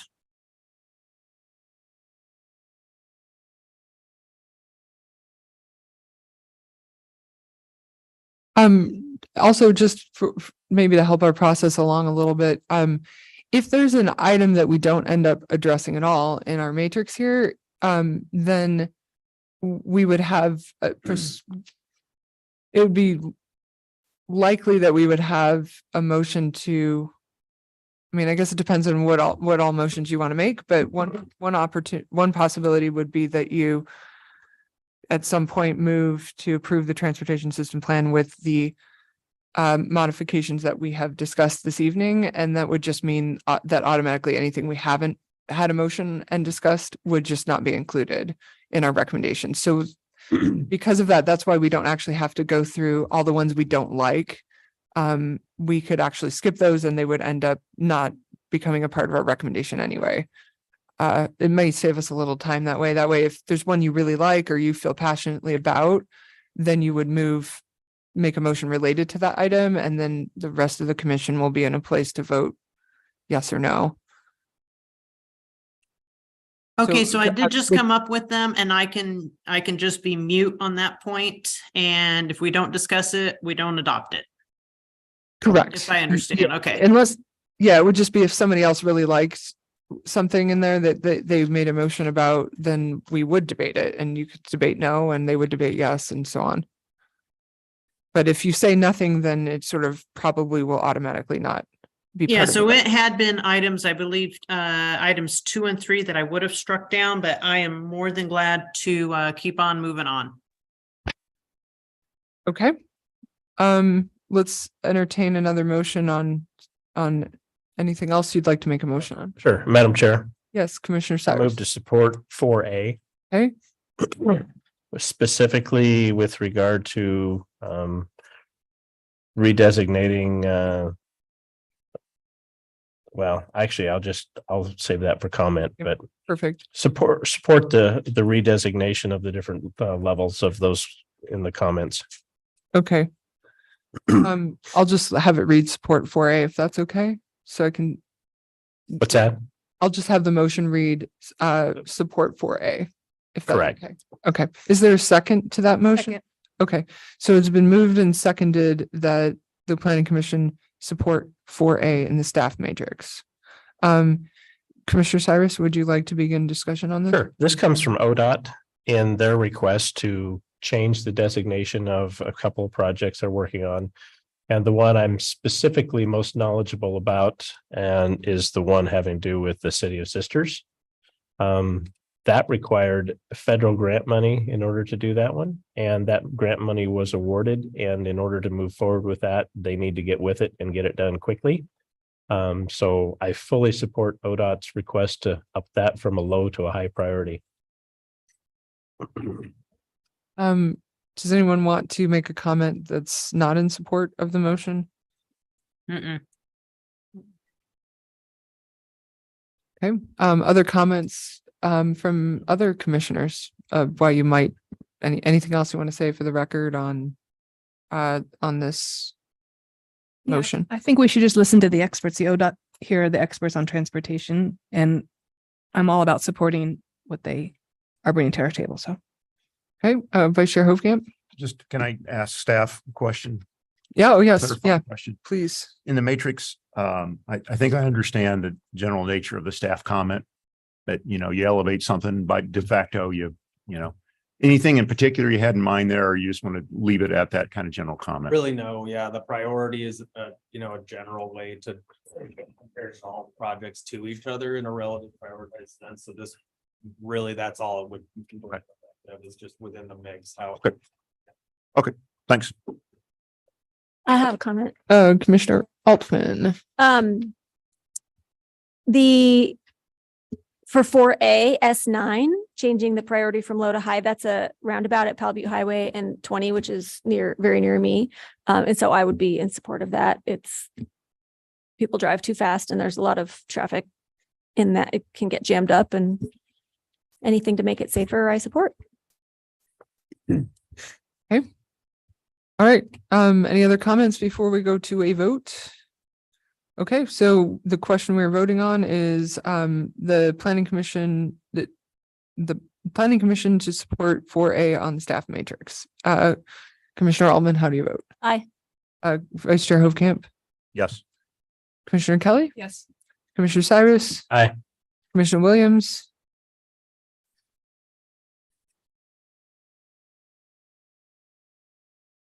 Commissioner Williams, we're having trouble hearing you.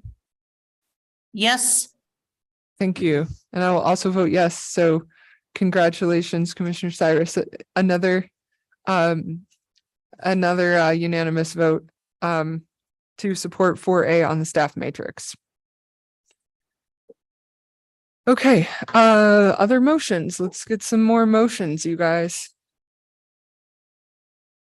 I would like to move, and I know we're like looking at the things we want to positive on, but I would specifically like to strike down 4B. I do not believe that Venture Lane Century Dive needs to go from medium to high on the get her done list. Okay. Is there a second to the motion to strike down 4B?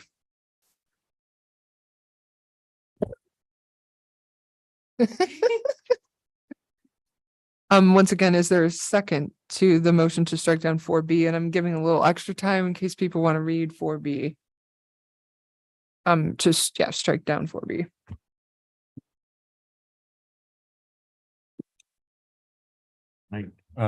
Commissioner Williams, I'm not opposed to what you're trying to accomplish there. I'm not interested in seconding the motion because if we don't adopt that suggestion from staff, it goes away anyway. But I do appreciate that you already addressed that and you still feel strongly about striking certain things. Yeah, good with that. Okay, then since there's no second, the motion fails, and we can move on to entertaining another motion.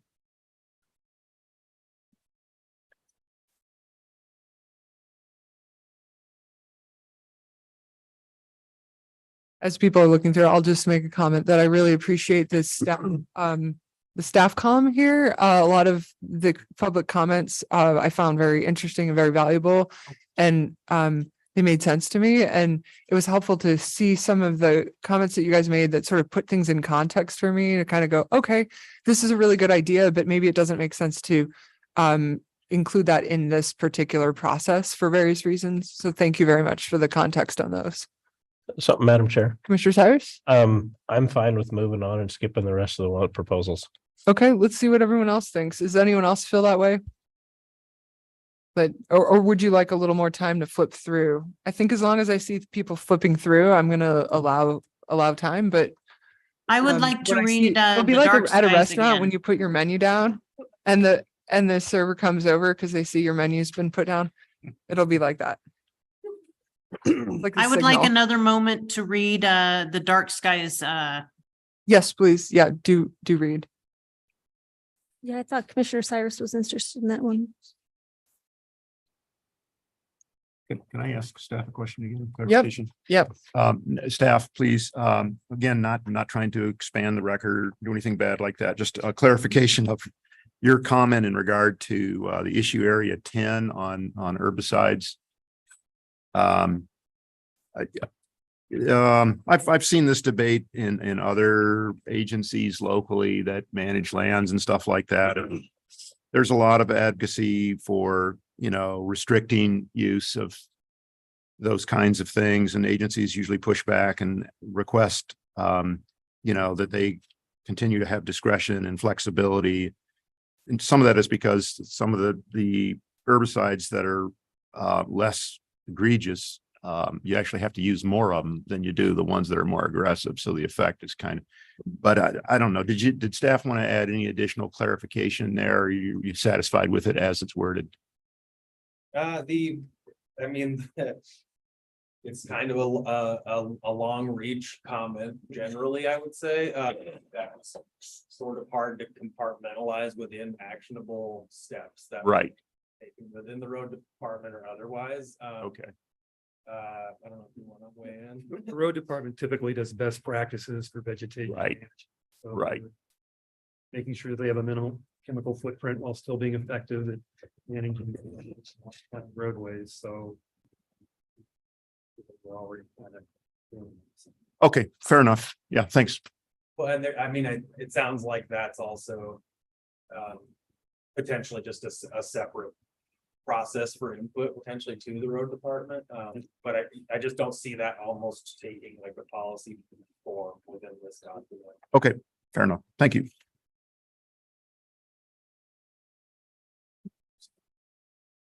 See what Tony comes up with. Dark skies.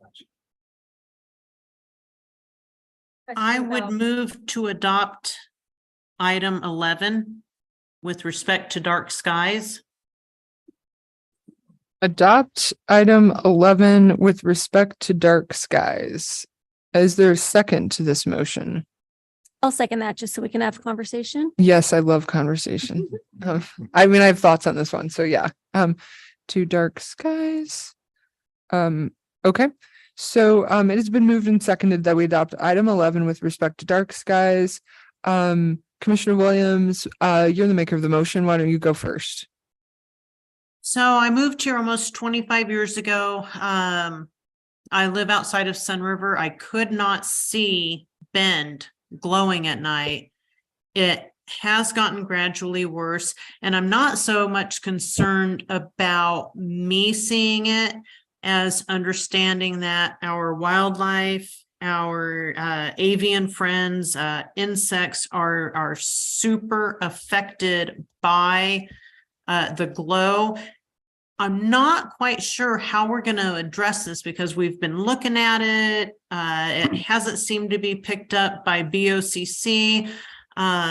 But I think we need to do something to address it. If Sun River can become the first dark sky in the state of Oregon, and we're in kind of the wild, wild west, there's got to be something we can do to educate, to motivate people to want to get on this bandwagon. I mean, if you can see the Milky Way, it's an amazing thing, and we're getting ready to lose that ability here. And we're one of the last places that actually has that ability. Any comments in opposition or even devil's advocate oppositions? Or Make a comment in support. not yet? Well, I Is there would one in- comment that I was reading through staff's responses to the proposal and the fact that we're kind of mixing apples and oranges with regard to transportation. But in thinking about it a little more, I think this could be complementary to our existing dark sky ordinance in the fact that it would potentially require all of the public works transportation type facilities and all these huge lights they've got on every roundabout and all these other things to comply with dark sky. So I would support this. Quick question to staff. Do the transportation implementation of transportation things already have to follow our current dark skies ordinance?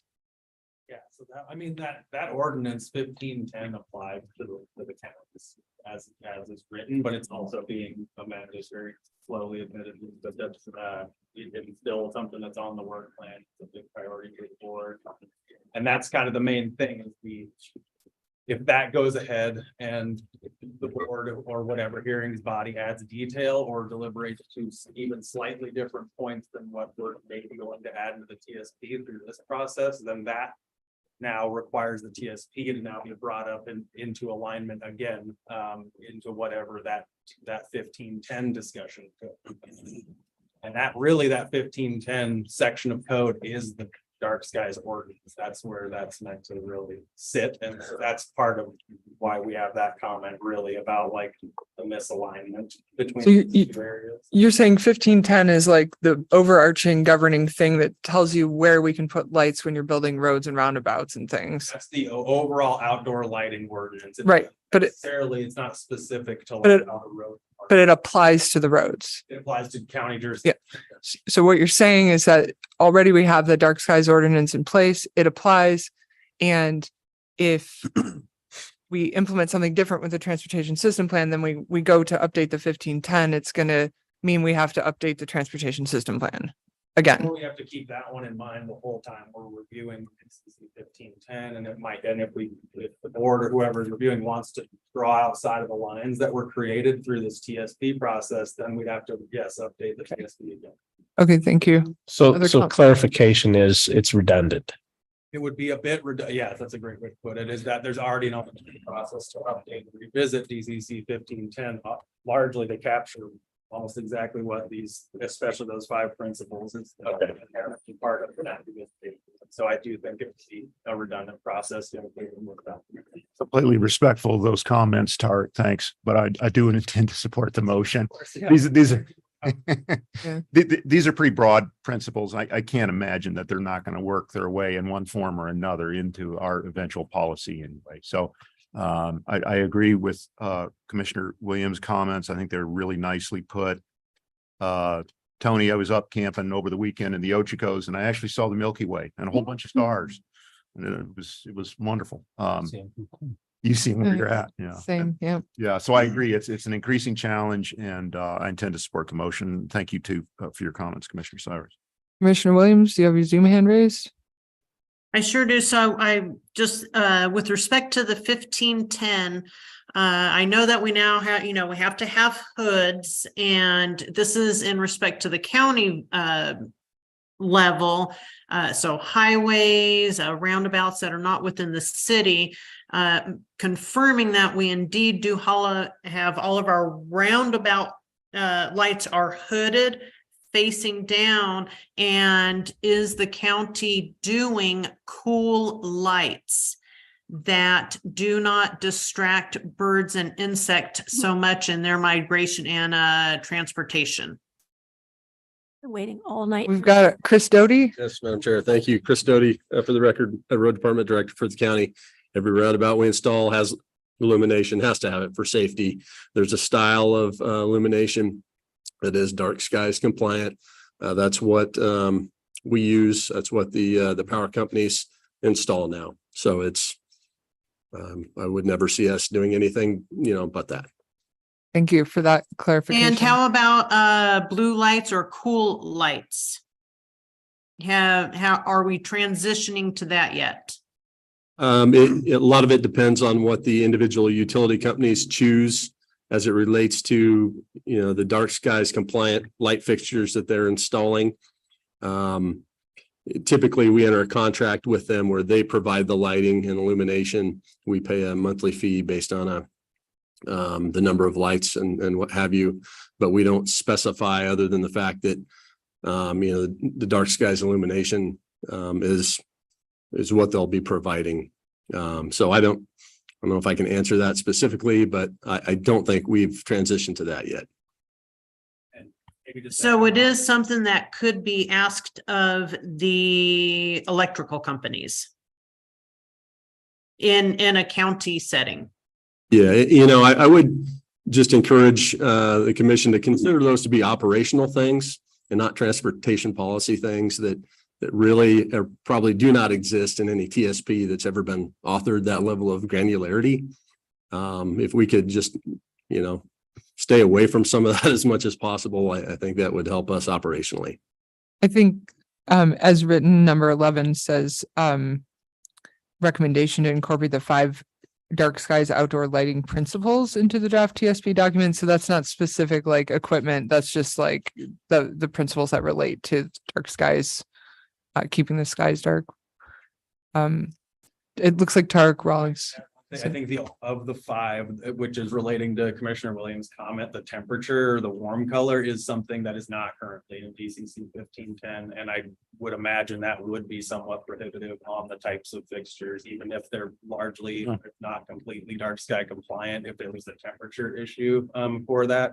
That's not in our DCC right now, but. Yeah, it doesn't mean that we'd be telling them you have to give us this certain exact light, but it does mean we'd be saying, I think that we would need light temperatures that are consistent with the dark skies principles.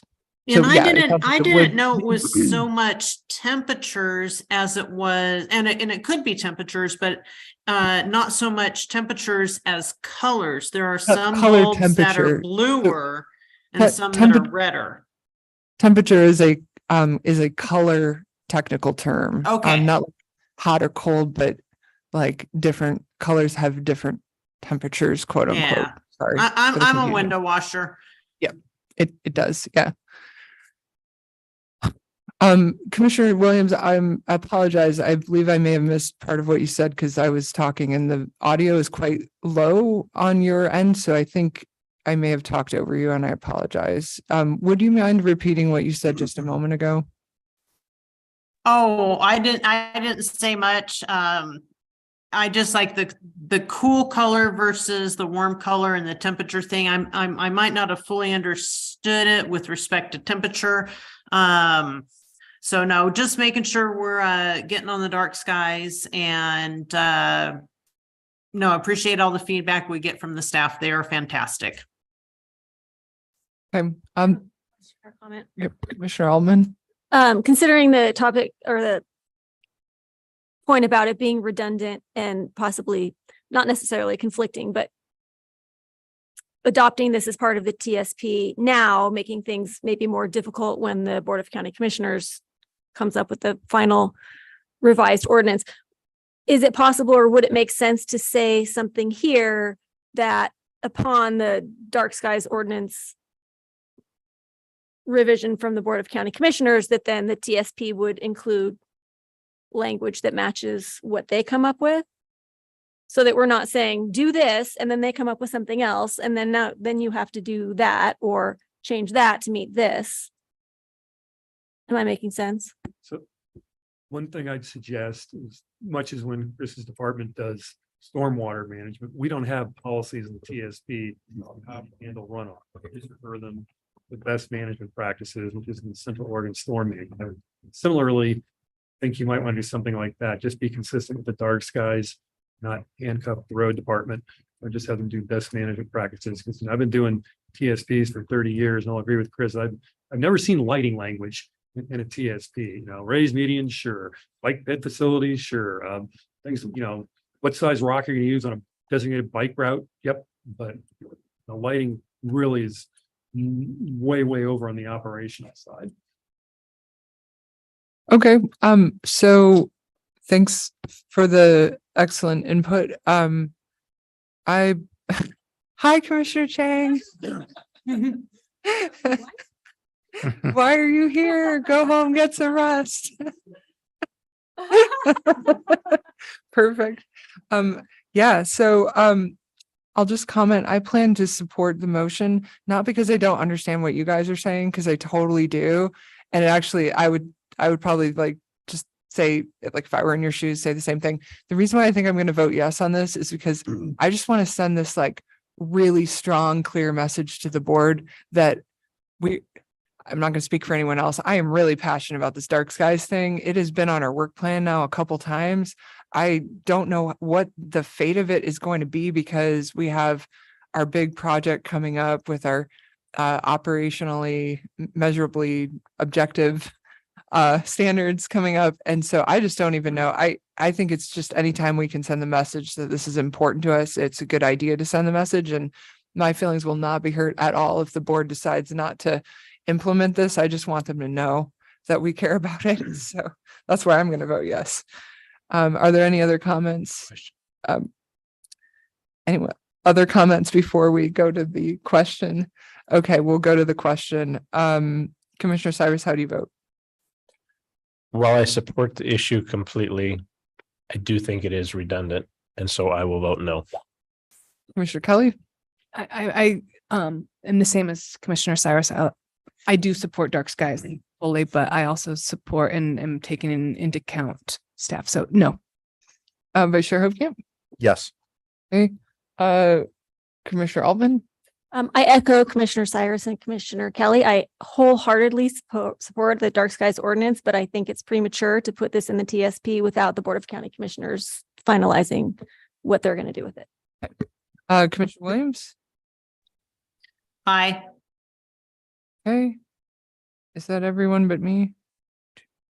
6. Yeah. Okay. And I'm voting yes. So the motion fails because it's a tie. And I assume the staff will carry forward the general sentiment that pretty much all were in agreement that they like dark skies.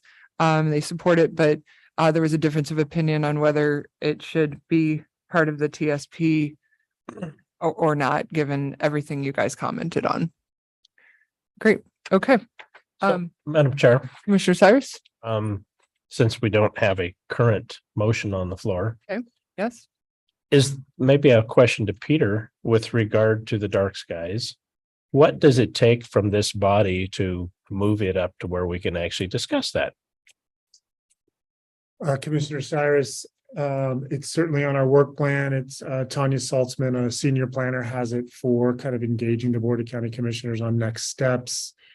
The time to elevate that or emphasize that would be in our annual work plan, to the extent that the project has not been initiated. For our newest commissioner, Commissioner Kelly, there are quite often we have more projects on our work plan that we initiate, in which case they carry over from one year to the next. And when that happens, the Planning Commission can continue to emphasize the importance of initiating that particular project. So to Commissioner Cyrus, your point, I think the best time to do that is at our in the development of our annual work plan, which we'll start drafting in the next couple of months for fiscal year 24-25. Of course, the Planning Commission can always make recommendations to the board to elevate a project through a correspondence, a motion that you make. But I think it will carry more weight when it's wrapped with the work plan. And I say that only because this Planning Commission is well aware of the projects that our staff is currently addressing. We truthfully don't have we have a planner that it's on her list of projects to undertake. It's just a matter of finding that capacity with her and her workload. So I'm not sure a correspondence to the board would create that additional capacity. So we certainly, Will and I certainly hear you loud and clear of how important this is. And so that's how I'd respond to your question. So would a motion help to elevate it into the next work plan process? Not at this time. Okay. When we have the work drafted, if we haven't initiated, I would say those types of explanations and emphasis will be very timely. Thank you. Okay. So I'm looking at the time. We have a couple things on our agenda left tonight. So it would be really, really cool from my perspective if we can wrap up the transportation system plan tonight, but I also don't want to rush us. If there's a lot more motions to be made, that's fine. We also have 2 work session items, which Peter has assured me can each take about 5 minutes. We can skip the staff and Planning Commission updates and defer those to our next meeting. And we can defer our Tumalo community plan to the next meeting. We've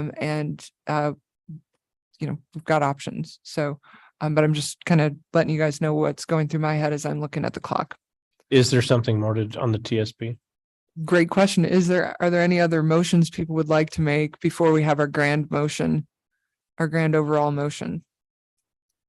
I move to move the TSP forward to the Board of Commissioners with the recommendations that we've made.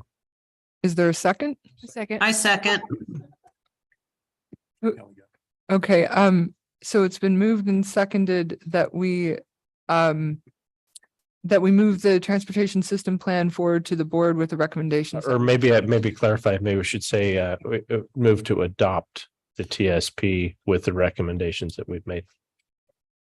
TSP with the recommendations we've made. And Commissioner Williams, you had your Zoom hand up just a second ago and now it's down again. Was there something that you were hoping to say? And I would have clarified on Commissioner Cyrus, just because it's always just silly trying to figure all this stuff out. Move on the recommendations we made and strike strike all of the bullet points we did not make. So, are you suggesting that Matt or Commissioner Cyrus amend his emotion? I don't think so. I think we're saying, move with the recommendations we made, but none of the bullet items that were not addressed. So I guess I would interpret that any ones that were not brought up with a motion are disregarded and we move forward without any recommendation whatsoever regarding them. And if they die, so be it. And I would second that. Okay, so it's been moved and seconded to adopt the transportation system plan with recommendations that we've made. Commissioner Cyrus, is there any debate on the motion? Would you like to begin? No, I think we've very well covered the topics. I agree. Anyone opposed to this motion? Does anyone plan to not support the motion for any reason or just want to make a comment opposed to it? Okay, seeing none, we'll go ahead and proceed to vote. Commissioner Altman, how do you vote? Aye. Vice Chair Hofkamp? Yes. Commissioner Kelly? Yes. Commissioner Cyrus? Aye. Commissioner Williams? Yes. And I will also vote yes. So and then a unanimous motion has passed to adopt the transportation system plan with the recommendations that we've made, which staff have undoubtedly kept very close track of, and we appreciate that very much. Okay. Thank you. Bye.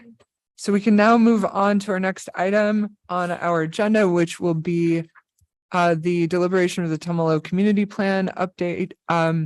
What I am thinking we will do with this is in your packet, there is a public input summary. That's basically, I have the same exact process in mind for what we just did, only with these items listed in bullet points instead of the staff matrix. So I'm going to propose that we postpone this item, and we probably need a formal motion to do that because we move. Love it. Would anyone like to second the motion to postpone this item to the next meeting? Is there any debate on the motion? Okay, Commissioner Altman, how would you like to vote? Commissioner Vice Chair Hofkamp? Yes. Commissioner Kelly? Yes, and maybe I do want us to say that I think that this, I'm really excited to discuss this, and I think that it needs proper time and clear minds. Yep, agreed. Okay, Commissioner Cyrus? I agree with Commissioner Kelly and I vote aye. Commissioner Williams? Aye. And I will also vote yes. So it is unanimous. The deliberation on Tumalo Community Plan has been postponed till our next meeting, at which point we'll have clear minds. We do have another item on our agenda for that meeting, which is a public hearing about the comprehensive plan update. So we will be doing that first, and we'll see how that goes in terms of our time frame for that. And we do have the option of postponing the deliberation yet again, if for some reason we are still taking public comment at 9:00 at night for the comprehensive plan update. Okay, so next item on the agenda is the Historic Landmarks Commission Amendments Work Session. I don't see Tanya Saltzman, so I will turn it over to Peter Gutowski, our planning director. And Will and I will try to get you out in the next 15 minutes for the two remaining items. Before I get started on this, if I may, to your next couple of meetings, I'm going to respectfully lean on the planning commission at your next meeting to try to have the stamina to get through the TCP. You could have a very engaged, well-attended public hearing for the comp plan update. We are planning and it's, are anticipating that there should be, as many public hearings for the comprehensive plan update as this planning commission deems necessary. We need as much public input as possible. Nonetheless, 2 Thursdays from now is the first public hearing. The topic that Will's going to be discussing is a public hearing that's scheduled for the first meeting in November. And I'm just mindful that the Tumalo Community Plan, the continuation of the public hearing and the close of the public hearing was August 24th. So you just need to be mindful that your meetings are only going to get more engaging. And at some point, it may just mean, we have snacks, we have extra drinks, we have coffee to just get you through the Tumalo community plan piece. So a respectful lean there. Okay.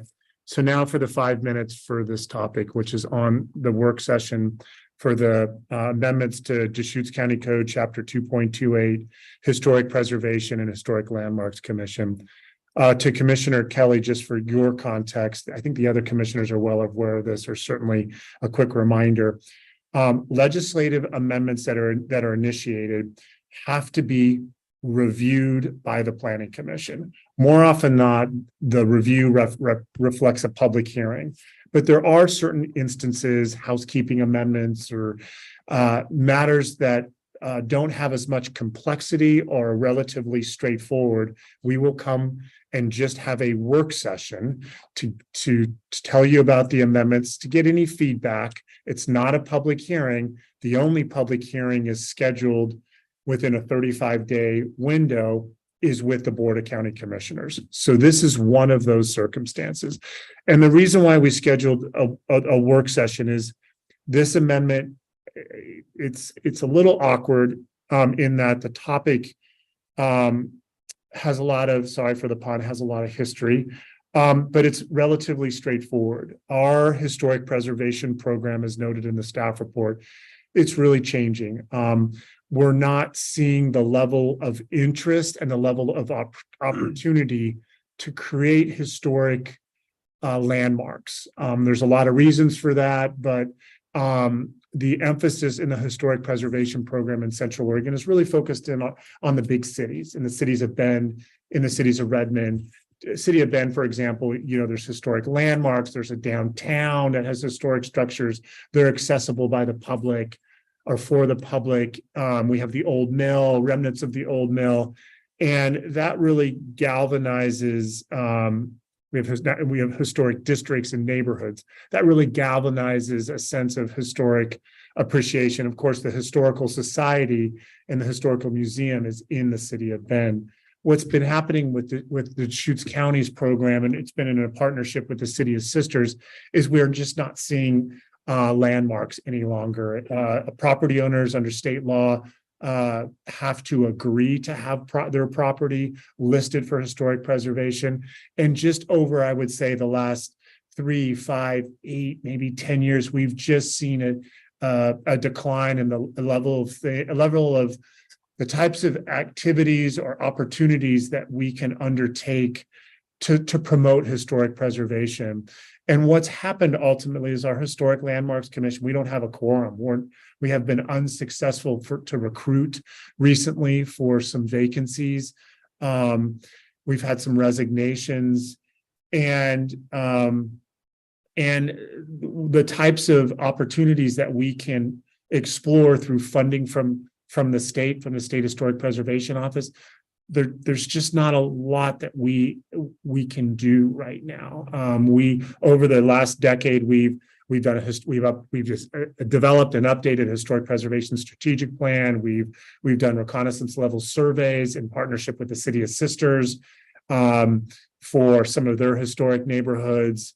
We've updated the policy and procedurals manual for the Landmarks Commission, but we're just running out of real opportunities. And so, in light of these realities, we are amending the code, which would allow us to, for the time being, suspend a Historic Landmarks Commission, and which would allow, under the code amendment, which would allow us to do two things. We have, to the extent we have an inventory of historic structures, and we haven't had an alteration of a historic structure for approximately a decade. And when we had it, it was in the City of Sisters.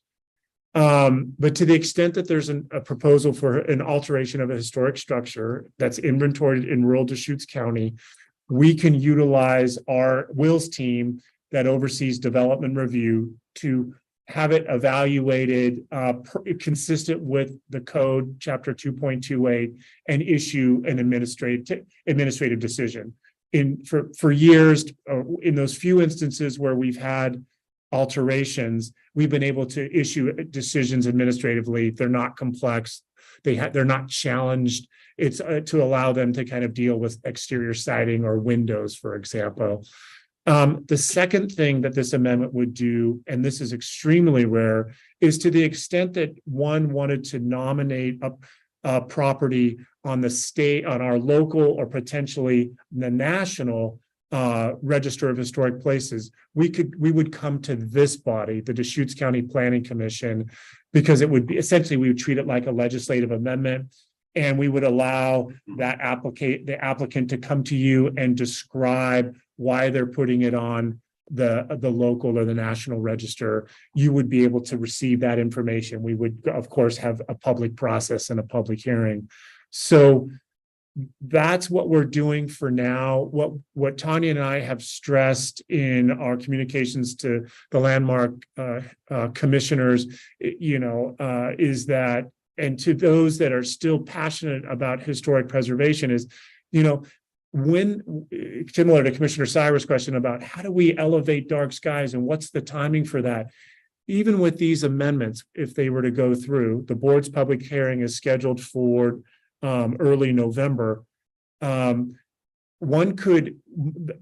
Residents could mobilize and engage this planning commission and the board during our annual work plan and say, you know what, we've got some great ideas. We're interested in historic preservation. We're recommending that the Board of County Commissioners reestablish the Landmarks Commission, which this amendment would allow. The code amendment just says it gives the board the ability to suspend the Landmarks Commission, but it also, if you reverse it, it gives them the ability in that code language to reappoint Landmarks Commissioners. And history has the tendency to change. What we, historical structures are anything that's 50 years or older. So who knows what the future holds? But we need to make this amendment because unfortunately our Landmarks Commission is just not structured today where we have a quorum, and honestly, where there are opportunities for us to promote historic preservation and opportunities in the rural county. So, Madam Chair, Commissioner Cyrus? question for Peter. Do you need a motion? I don't need a motion because it's a work session. So Okay. mostly I'm just bringing this to your attention. And if you have any questions, I can field them now, or if some come up over the course of the next several weeks. But this is to let you know that we're making a legislative change. It does have a land use aspect to it in the ways that I've described, and it's going to go to the board for a public hearing. And there could be in the foreseeable future a nomination, like I said, to put a property or a site on the inventory. And if so, Tanya would likely come back to you in preparation for a public hearing to explain what the opportunity is, what it represents, and then this body would start that hearings process by taking that testimony and considering the evidence in the record. So thank you. Yes, a great question. Mr. Gutowski, I don't view this as insulting. This seems like a really reasonable, measure. Just a question. I assume it's been checked to be consistent with, there are specific mandates in state land use law for citizen involvement committee, for comp plans, for some of the structure and so forth. But this is within county discretion to do this kind of thing, to basically temporarily dissolve landmark. It is. We will still retain our historic inventories. We still have a process in place to respond to any alterations or modifications of a historic structure. And the last point is we're one of only up until possibly November, if our code changes. But as of right now, we're one of 3 counties in the state that has a historic landmarks commission. So and I think it really stems from the reasons that I've described. So thank you. I want to be mindful of your time. Thanks very much. So we'll now go to our next item, preparation for public hearing, Senate Bill 1013, recreational vehicles as rental dwellings. I'll turn it over to Will Groves, our planning manager. Good evening, planning commissioners. I am here also on behalf of Tanya Salzman, who is heading this effort. She's out. And I'm going to do a share screen. I'm going to take you on a speed run here through her excellent presentation to get you through the high points here. So what we're looking at is, let me see if I can get this thing to presentation mode. Oh, that's almost helpful. Okay. Give me just a moment. Okay. That's sort of terrible. All right. So welcome. So this is a work session. Again, no motion needed, just to get you prepared for our future hearing on recreational vehicles as residential tenancies. This is something that came out of Senate Bill 1013 from the legislature, and we have it as a file number 247-230700 TA, applicant Deschutes County. The background. So the Board of County Commissioners has asked planning to initiate a proposal to adopt provisions for recreational vehicles as residential tenancies. The project and website are Deschutes.org RV amendments. Currently, you can use an RV in Deschutes County to be on a vacant lot for 30 days out of 60 without a permit, 6 months in 1 calendar year with a temporary use permit on a vacant lot, 24 months for natural disaster recovery, also as a temporary residence during residential construction or medical hardship. Senate Bill 1013 passed in July of 2023 allows the county to authorize an owner of a lot or parcel in a rural area to site a recreational vehicle that's used for residential purposes and subject to a rental agreement and additional criteria. It doesn't require the counties to allow this. This is a discretionary matter, and the legislation doesn't apply to our cities. Has some real significant similarities to our ADU amendments that we've worked through recently, but some important differences. It affects the proposal as drafted affects a variety of sections of our code. There's some basic eligibility criteria that comes out of the Senate bill. Only applies to our rural residential exception areas, some specific zones listed there. There's a requirement, there's a single family dwelling that is owner occupied as the primary residence, and there can't be other dwelling units on the property that are rented out. And it also can't be within an urban reserve area.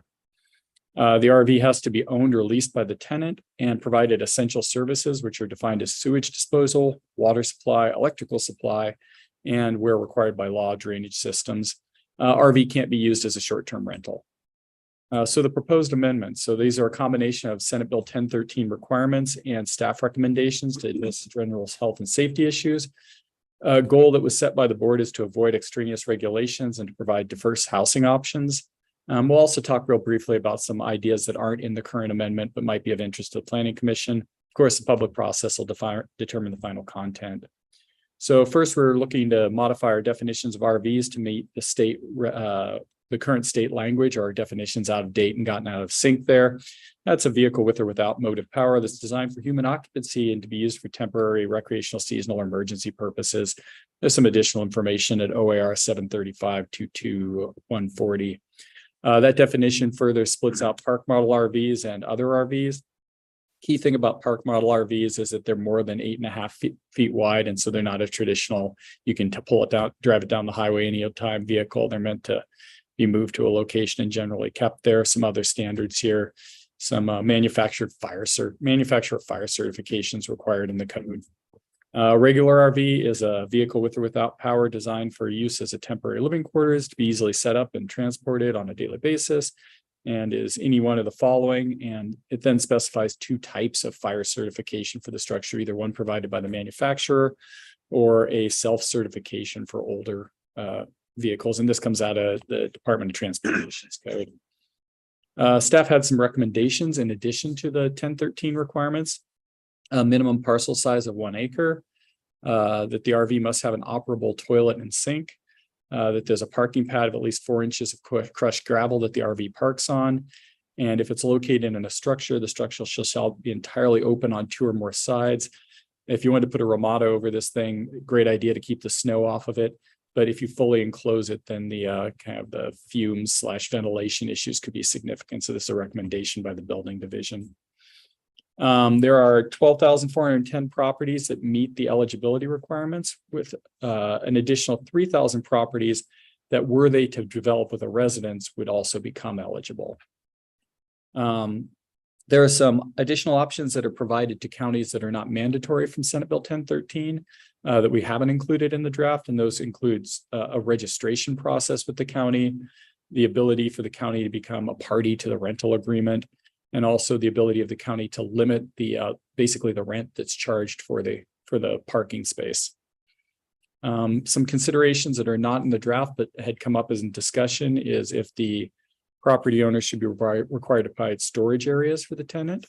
If there should be a duration of the land use permit that required a renewal, if there should be alternative bathroom toilet options considered, or if the RV should be required to have screening from neighboring properties. Of course, Goal 5 wildlife resources, this is something that could be viewed as a conflicting use on the Goal 5 maps for wildlife. And to the extent that this is a problem, staff has included draft findings in an EC identifying this as a potentially conflicting use. And in the current draft of this, taking the same approach as ADUs, that this is something that's a priority relative to wildlife. And that at least in the current version of the draft, no special additional precautions other than those that are already imposed on other residential uses are included. So acknowledging the conflict, but And treating it the way we treat other residences. going forward anyway. Yeah, that in the draft. And that's the overview of it, coming to you for a public hearing. I'll be real interested to see how the public reacts to this. Certainly a lot of excitement at the board level as a possibility that this might help some people who are living kind of out in the wilds now have a safe place to park their RV. I think this was intended at the state level as a replacement for RV parks, which we're not providing enough of. Certainly there's a lot more demand for RV parks than the current system incentivizes providing.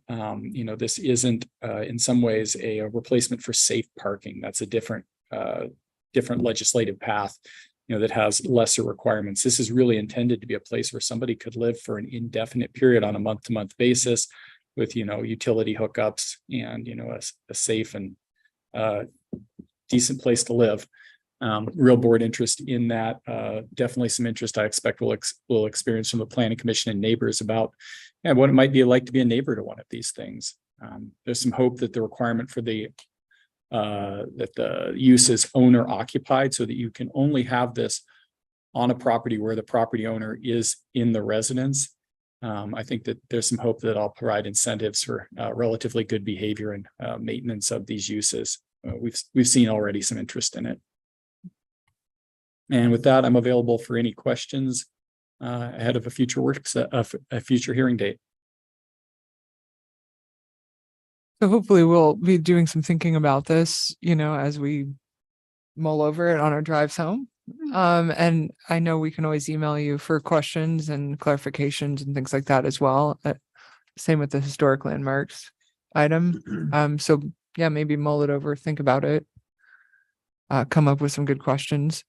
But I know we already discussed skipping the planning commission and staff comments and deferring to another time. So I will ask if there's anything terribly pressing, please raise your hand. Okay. Well, then on that note, I will at 9:03, I will go ahead and adjourn the meeting.